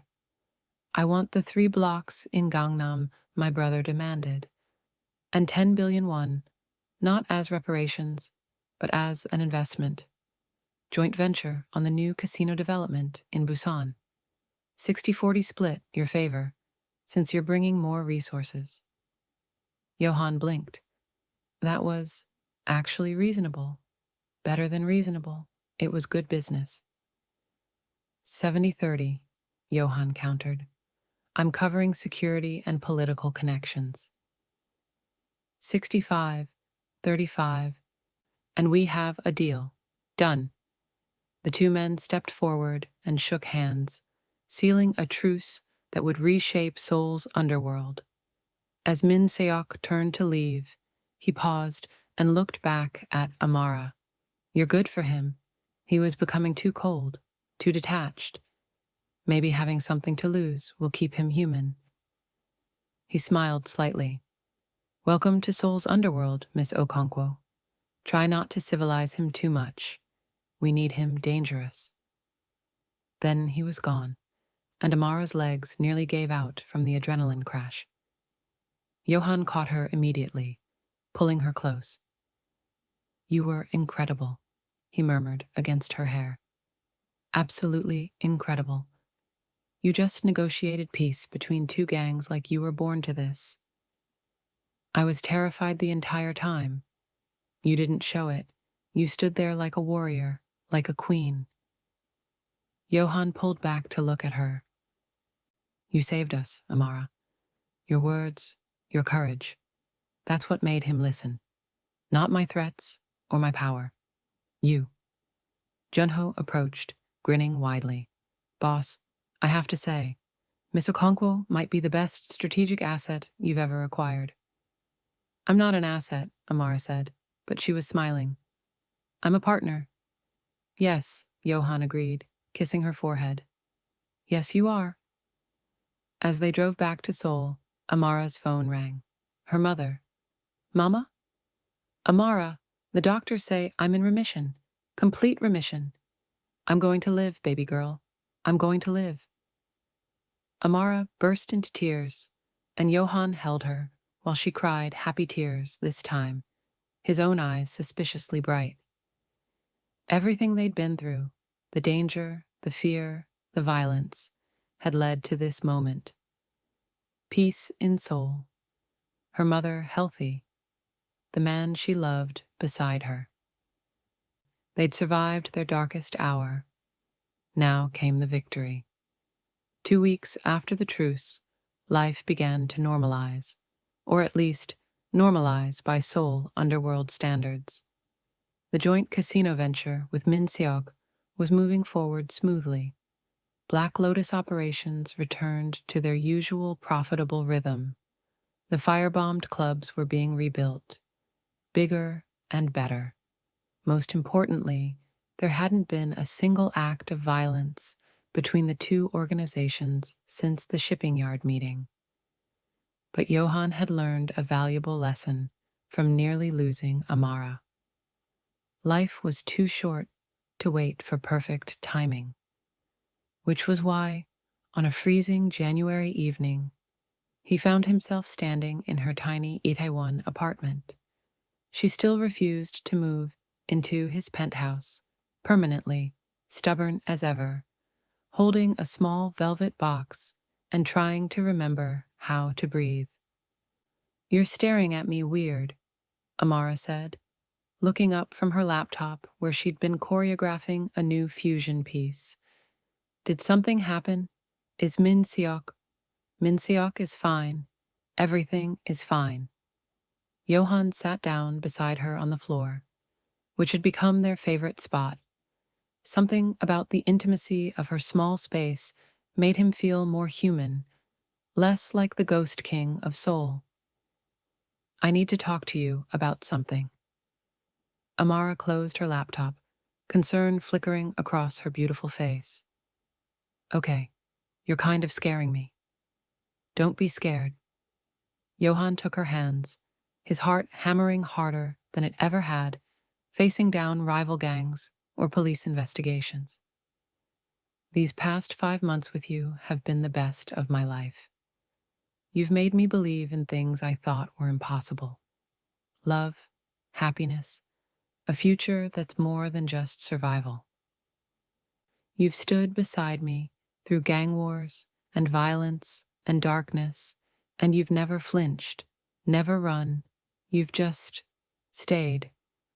Yohan, Amara's eyes were already filling with tears. Let me finish, he said softly, bringing her hands to his lips and kissing her knuckles. I know I'm not the man anyone would choose for you. I'm a criminal, I'm dangerous, I've done terrible things, but I love you more than I thought I was capable of loving anyone. You're my light in the darkness, my reason for wanting to be better. And I know this is fast. I know we're young. But when you nearly died in that warehouse, I realized I didn't want to waste another single day not being completely yours. He opened the velvet box, revealing a ring that made Amara gasp. It wasn't a traditional diamond. Instead, the platinum band held a stunning black lotus carved from onyx, surrounded by small diamonds that caught the light like stars. It was unique, beautiful, and perfectly them, darkness and light intertwined. Amara Okonkwo, Yohan's voice shook slightly. Will you marry me? Will you be my wife, my partner, my equal in all things? Will you let me spend the rest of my life trying to deserve you? Amara was crying openly now, her hands trembling in his. Yes, yes, of course, yes, you impossible man. Yohan slipped the ring onto her finger and pulled her into a kiss that tasted like tears and joy and forever. When they broke apart, both laughing and crying, he rested his forehead against hers. I'm going to make you so happy, he promised. You already do. No, I mean it. I'm going to give you everything. A life where you can dance without worrying about money, where your family is taken care of, where you're safe and loved and cherished. I'm going to build something good with my power, something you can be proud of. I'm going to. Amara silenced him with another kiss. I'm already proud of you. I've seen who you really are, Yohan. You're not just the ghost king or the mafia boss. You're the man who kept his promise to his mother, the man who protects people who can't protect themselves, the man who loves so deeply it scares him. That's who I'm marrying. I don't deserve you. Stop saying that. We deserve each other. The engagement announcement sent shockwaves through Seoul's underworld. Shin Yohan, the city's most feared crime lord, was marrying a Nigerian dance student. The gossip was immediate and intense. Some speculated it was a strategic move. Others thought he'd lost his mind. Most were simply shocked that the Ice King was capable of love at all. Junho found the whole thing hilarious. Boss, you're trending on the underground message boards, he reported, barely containing his laughter. They're calling her the Queen of Seoul's underworld and speculating about whether she's secretly a criminal mastermind. She's more terrifying than any criminal I know, Yohan said fondly, watching through his office window as Amara taught a dance class at a studio he'd purchased for her. A proper facility with professional equipment, where she could build her own program teaching African and Korean fusion dance. She negotiated peace with Min Seok, using nothing but words and courage. That's true power. When's the wedding? Soon. She wants her mother here, and the doctors cleared her for travel next month. Yohan smiled. I'm flying her entire family over. Mother, siblings, aunts, uncles, cousins, everyone. Amara hasn't seen them in almost a year. Junho shook his head wonderingly. You've changed so much, boss. A year ago, you would have said family was a liability. Now you're flying in dozens of Nigerians for a wedding that's going to have half of Seoul's criminal element in attendance. It's insane. Love is insane, Yohan agreed. But it's the best kind of insane. But peace in Seoul's underworld was always precarious, and there were still those who saw Yohan's happiness as weakness. 3 weeks before the wedding, Yunho burst into Yohan's office with urgent news. Boss, we have a problem. Big problem.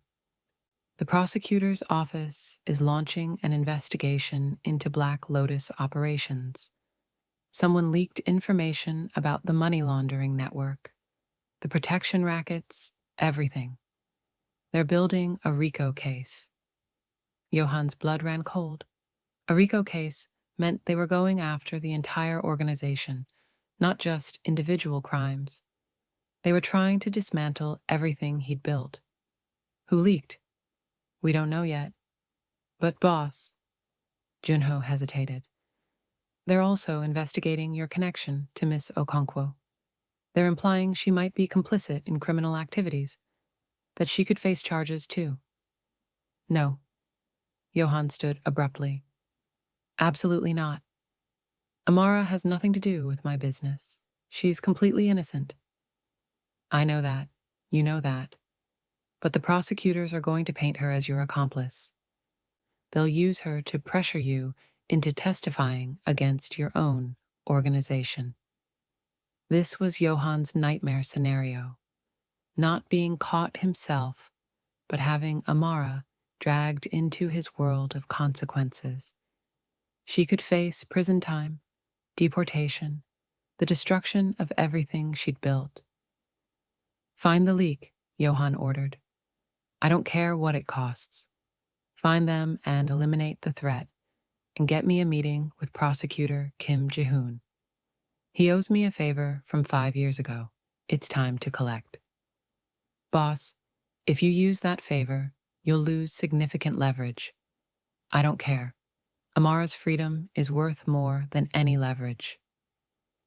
That night, Yohan came home to find Amara in his penthouse kitchen, attempting to cook Korean food, badly. The smell of burning something filled the apartment, and she was cursing in Igbo at the stove. Despite the crisis looming over them, Yohan felt his heart warm at the domestic scene. Need help? He asked. Amara jumped, then laughed sheepishly. I was trying to surprise you with kimchi jjigae, but I think I killed it. How do you make this taste good? Years of practice, Yohan moved behind her, wrapping his arms around her waist and guiding her hands. More gochugaru, less water, and you need to let it simmer longer. They cooked together, Amara leaning back against his chest, both of them pretending for a moment that their lives were normal, that they were just a young couple in love, cooking dinner, planning a future. I talked to my mother today, Amara said. She's so excited about the wedding. She wants to bring her church choir to sing traditional Nigerian songs. Is that okay? It's perfect. I want this wedding to celebrate both of us, Korean and Nigerian, your world and mine, all of it blending together. It's going to be chaos, the best kind of chaos. Yohan kissed the top of her head, breathing in the coconut scent of her hair products. Amara, there's something I need to tell you. She tensed slightly. What's wrong? He told her everything. The investigation, the leaked information, the threat of charges against her. He watched her face carefully, waiting for fear, for anger, for the moment she realized being with him had ruined her life. Instead, Amara turned in his arms and cupped his face. We'll fight it, she said simply. Together. You could be deported. You could lose your visa, your studio, your dreams. My dreams are wherever you are. She was calm, certain. Yohan, I knew what I was signing up for when I said yes to you. I knew your world was complicated and dangerous. That doesn't change how I feel. I can fix this. I have connections, leverage, favors to call in. Then call them in. Do what you need to do. But don't ask me to leave you to make it easier. I'm not going anywhere. Yohan pulled her close, overwhelmed by her unwavering loyalty. How did I get this lucky? You saved a struggling dancer's life. The universe decided to reward you. Best decision I ever made. The meeting with Prosecutor Kim happened 2 days later in a private room at one of Yohan's hotels. Kim was mid-40s ambitious, and deeply in debt to Yohan, after the crime lord had destroyed evidence that would have implicated Kim in a corruption scandal years ago. "I'm calling in my favor," Yohan said without preamble. "The RICO investigation into Black Lotus. I need it shut down." Kim shifted uncomfortably. "Yohan, you know I can't just—" "You can, and you will. I destroyed evidence that would have ended your career and put you in prison. This is what I'm asking for in return. Make this investigation disappear. There are other prosecutors involved now. I can't control all of them. Then find a way. Redirect them. Give them a bigger target. I don't care how you do it. Just make sure Amara Okonkwo's name is cleared completely. She's innocent, and I won't let her suffer for my choices." Kim was silent for a long moment, then sighed heavily. "I can probably redirect the investigation toward Min Seok's organization instead. The Red Phoenix gang has been less careful lately, more visible. If I can convince the office that they're the bigger threat, do it. And Kim?" Yohan's voice dropped dangerously. "If Amara faces any legal consequences, if her visa is threatened, if she's so much as inconvenienced by this investigation, the evidence I destroyed 5 years ago will mysteriously reappear. Do we understand each other?" "Crystal clear." 2 weeks later, the RICO investigation pivoted entirely towards the Red Phoenix gang. Min Seok, as part of their truce agreement, had been tipped off by Yohan and had moved his most incriminating operations offshore. The prosecutors would find enough to justify their investigation, but not enough to actually build a solid case. Meanwhile, Amara's name was never mentioned again. "It's done," Yohan told her, pulling her into his arms in the middle of her dance studio. "You're clear. No charges, no investigation, nothing. You're safe." Amara sagged with relief. "Thank God. I was trying to be brave, but I was terrified." "I know. I'm sorry you had to go through that. You fixed it. That's what matters." She pulled back to look at him. "How much did this cost you?" "Everything I had on Kim Ji-hoon. It was my biggest piece of leverage in the prosecutor's office. Yohan, your protection is worth nothing if you're not safe and free." He kissed her softly.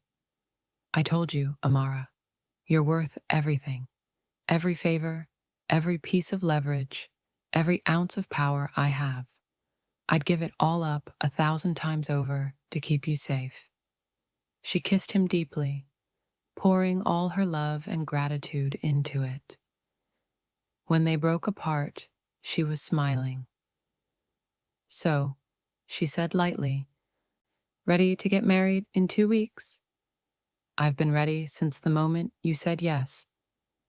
The wedding was exactly as chaotic and beautiful as they'd predicted. Yohan had rented out an entire luxury hotel in Gangnam.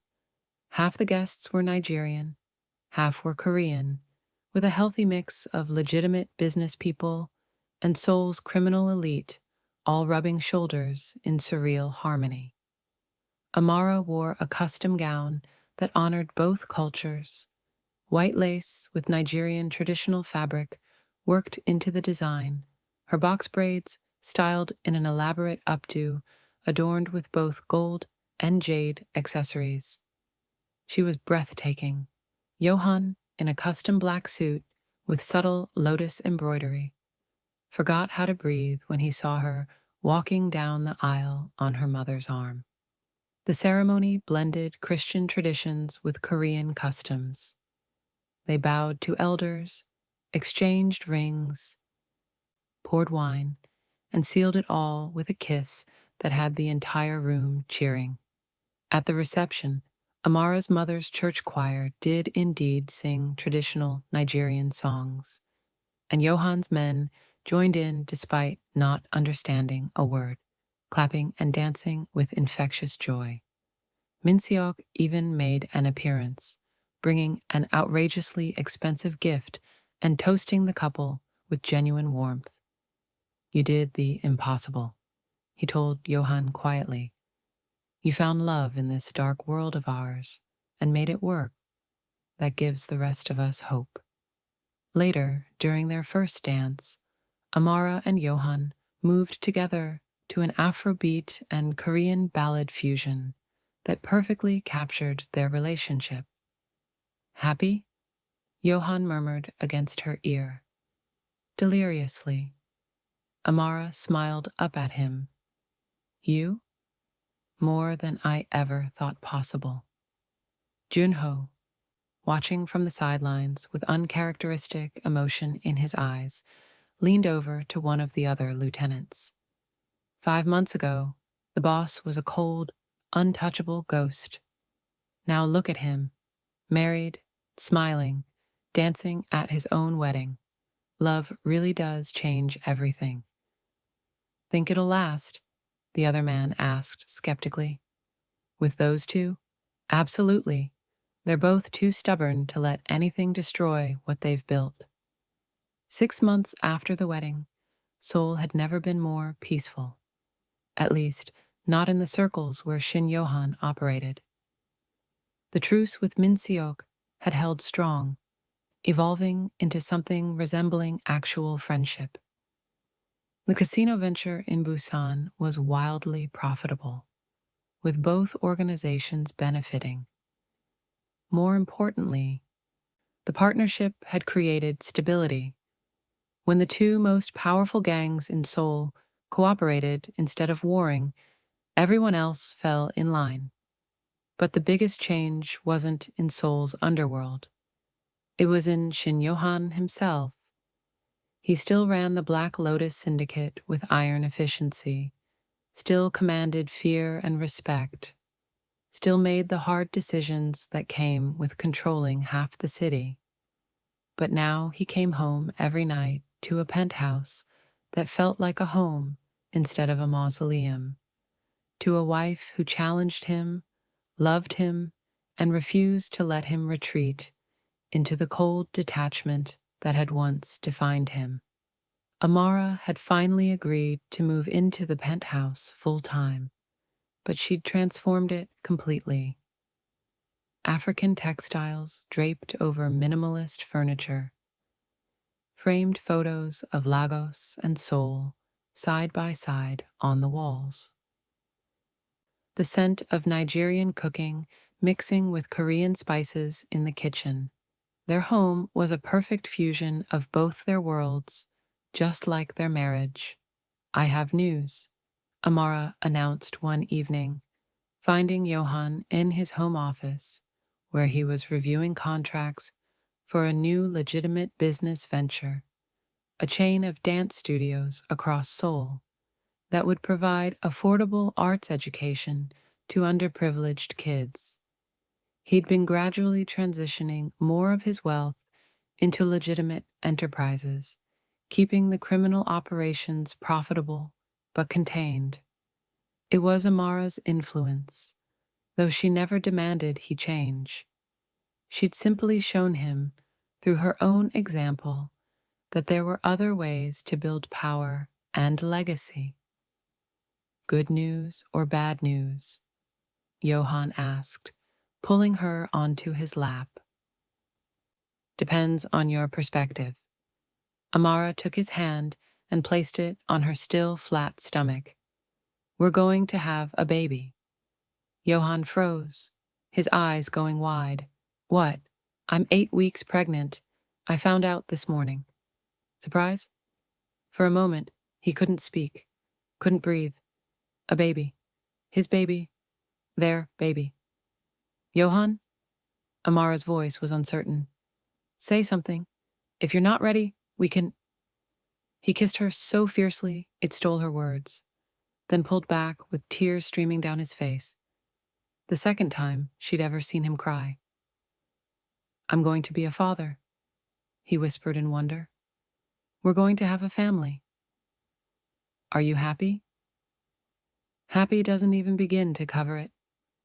Yohan pressed his forehead to hers, one hand still resting on her stomach where their child grew. Terrified, overwhelmed, grateful beyond words. But yes, happy. So incredibly happy. Good, because I'm terrified too. I have no idea how to raise a child in your world, our world. Our child will grow up knowing both love and strength, Yohan said firmly. They'll know their Nigerian heritage and their Korean heritage. They'll know their grandfather died fighting for what was right, and their grandmother survived impossible odds. They'll know their mother crossed an ocean chasing her dreams and never gave up. And they'll know their father. He paused, struggling with emotion. Their father was a flawed man who did dark things, but who loved their mother enough to become better. Amara was crying now too, happy tears that seemed to fall constantly these days. They'll be so loved. From both sides of the world, they'll be unstoppable. News of Amara's pregnancy spread through their circles quickly, and the reactions were varied and hilarious. Junho nearly fainted when Yohan told him, then immediately started researching the best security systems for nurseries. Minseok sent an enormous teddy bear with a note that read, "Congratulations. May your child inherit your wife's sense and your survival instincts in that order." Amara's mother wept with joy over video chat, already planning to move to Seoul for 6 months after the baby was born. Her siblings teased her mercilessly about having a Mafia baby, but their love and excitement were genuine. The most surprising reaction came from some of Yohan's oldest associates, hardened criminals who'd known him since his early days, climbing through the ranks. They looked at him with something approaching awe. "Boss," one of his senior lieutenants said after a meeting, "I've known you for 12 years. I've seen you build this empire from nothing, seen you survive assassination attempts and gang wars and police investigations. But I've never seen you as strong as you are now. Love didn't make you weak like everyone feared. It made you powerful in ways we never imagined." Yohan understood what he meant. Before Amara, he'd been willing to die for his empire because he had nothing else. Now, he was determined to live, to build something that would last beyond him, to create a world where his child could grow up safe and loved. That determination made him more dangerous than ever, because now he was fighting not just for power, but for a future. As Amara's pregnancy progressed, their lives settled into a beautiful rhythm.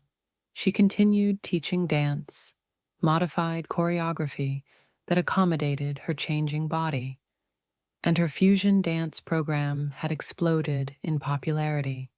Young people across Seoul, both Korean and international, flocked to her classes to learn the unique blend of African and Korean movement styles. She'd become something of a celebrity in Seoul's arts community, the charismatic Nigerian dancer who'd somehow captured the heart of the city's most mysterious businessman. Yohan's legitimate public identity, carefully maintained by an army of lawyers and PR professionals. Most people didn't know who Yohan really was. They just saw a wealthy, devoted husband who attended every one of his wife's performances, who looked at her like she hung the moon, who was funding arts education programs across the city. The criminal underworld knew the truth. but they'd learned to respect the boundaries. Amara was untouchable, not because Yohan kept her locked away, but because she'd proven herself formidable in her own right. The woman who'd negotiated peace between warring gangs, who'd stood unflinching in the face of threats, who'd somehow civilized Seoul's ghost king without diminishing his power. She was the queen of Seoul's underworld, whether she wanted the title or not. The baby, a girl they named Chisum Minhee, honoring both their cultures, was born on a rainy August evening. Yohan, who'd faced down armed enemies without flinching, nearly passed out during the delivery. But when the nurse placed his daughter in his arms, this tiny, perfect miracle with Amara's dark skin and his sharp features, screaming indignantly at the world, he fell completely, irrevocably in love for the second time in his life. "She's perfect," he whispered, tears streaming down his face again. "She's absolutely perfect." "She has your attitude," Amara said tiredly from the bed, smiling, "already demanding and dramatic. She gets that from you. Definitely from you." They laughed, exhausted and overwhelmed, and happier than either had ever imagined possible. In the waiting room, an unlikely group had gathered: Junho and half of Yohan's crew, Min Seok and several Red Phoenix members, Amara's family, who'd flown in from Lagos, even a few Korean dance instructors from her studio, criminal and civilian, Korean and Nigerian, all united in celebration of this new life. When Yohan emerged to announce Chisum's arrival, the cheer that went up could probably be heard across the hospital. "She's beautiful," he told them, his voice thick with emotion. "She's healthy and strong and beautiful, and Amara is doing great. Thank you all for being here." Min Seok stepped forward, surprisingly emotional himself. "Congratulations, Yohan. Fatherhood will change you even more than marriage did, in the best way possible. You speak from experience?" "My wife is pregnant, too. Found out last week." Min Seok grinned. "Maybe our kids will grow up to run Seoul together someday. Imagine, Black Lotus and Red Phoenix, united in the next generation." Yohan laughed at the absurdity and rightness of it. God help Seoul if they team up. 18 months later, Yohan stood on the balcony of their penthouse, watching the sun set over Seoul while Chisum slept in his arms. She was getting big now, starting to walk and babble in a mixture of Igbo, Korean, and English that delighted everyone who heard it. Inside, he could hear Amara on the phone with her mother, laughing about something. The sound still made his heart skip, even after 2 years of marriage. "Your grandmother was right," Yohan murmured to his sleeping daughter. "Love does change everything. Before your mother, I was half alive, just going through motions, building power for the sake of power. She taught me what it means to actually live, to hope, to dream of better things." Chisum made a small sound in her sleep, her tiny hand grasping his finger. "I'm going to give you the world, little one," he promised. "Not the dark world I came from, but a better one. You'll grow up knowing both your cultures, knowing you're loved beyond measure, knowing that you can be anything you want to be. Your mother and I will make sure of it." The sliding door opened and Amara stepped out, wrapping her arms around him from behind. "Talking to yourself again?" she teased. "Talking to our daughter, making promises." "What kind of promises?" "The kind I intend to keep. A safe world, a loving home, a future where she can chase her dreams without fear." Amara pressed a kiss to his shoulder blade. You're a good father, Yohan. Your mother would be proud of the man you've become. I hope so. He turned to face her, Chisholm still sleeping peacefully in his arms. I spent 15 years building an empire because I thought power was the only thing that mattered. Then you appeared, dancing like joy personified, and showed me I was wrong. Love matters, family matters, building something good, not just something strong, that matters. You were always good underneath everything else. I just helped you remember. You saved me, Amara. In every way a person can be saved. We saved each other. They stood together as the Seoul skyline lit up with evening lights, their daughter between them, their love stronger than any empire.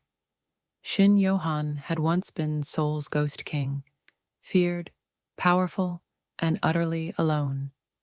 Now he was a husband, a father, a man who'd learned that the greatest strength wasn't in inspiring fear, but in protecting what you love.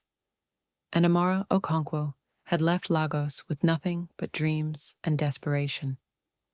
Now she was building a dance legacy that would outlive them both, raising a daughter who would know both worlds, married to a man who'd proven that even the darkest souls could find redemption through love. Their story wasn't traditional, it wasn't simple, it wasn't what anyone would have predicted, but it was theirs, and it was perfect. Years later, when their daughter asked how they met, Amara would laugh and say, "I was dancing and your father couldn't look away." And Yohan would add, "Your mother saved my life without even knowing it. The moment I saw her, I knew. She was worth protecting, worth fighting for, worth becoming a better man for." "That's so romantic, Appa," Chisholm would say, already showing signs of her mother's dramatic flair. "It's also true," Yohan would reply, pulling both his girls close. "The truest thing I know." Because in the end, this was their legacy, not the criminal empire, or the dance studios, or the money, or the power. Their legacy was love that bridged continents and cultures, that transformed darkness into light, that proved redemption was possible even for those who'd done terrible things. Their legacy was hope, and in a city like Seoul, hope was the most dangerous and most precious thing of all. The end. Thank you for watching Amara and Yohan's dangerous love story to the end. If you enjoyed their journey from strangers to soulmates, their blend of Nigerian and Korean cultures, and the way love transformed Seoul's most dangerous man, you'll love the next story even more. It's just as intense, emotional, and romantic as you can imagine. So don't forget to subscribe and turn on notifications so you never miss a story. See you in the next one. What would you do if you were in Amara's position? Would you have taken the risk on someone as dangerous as Yohan, or walked away to protect yourself? Drop your answer in the comments below.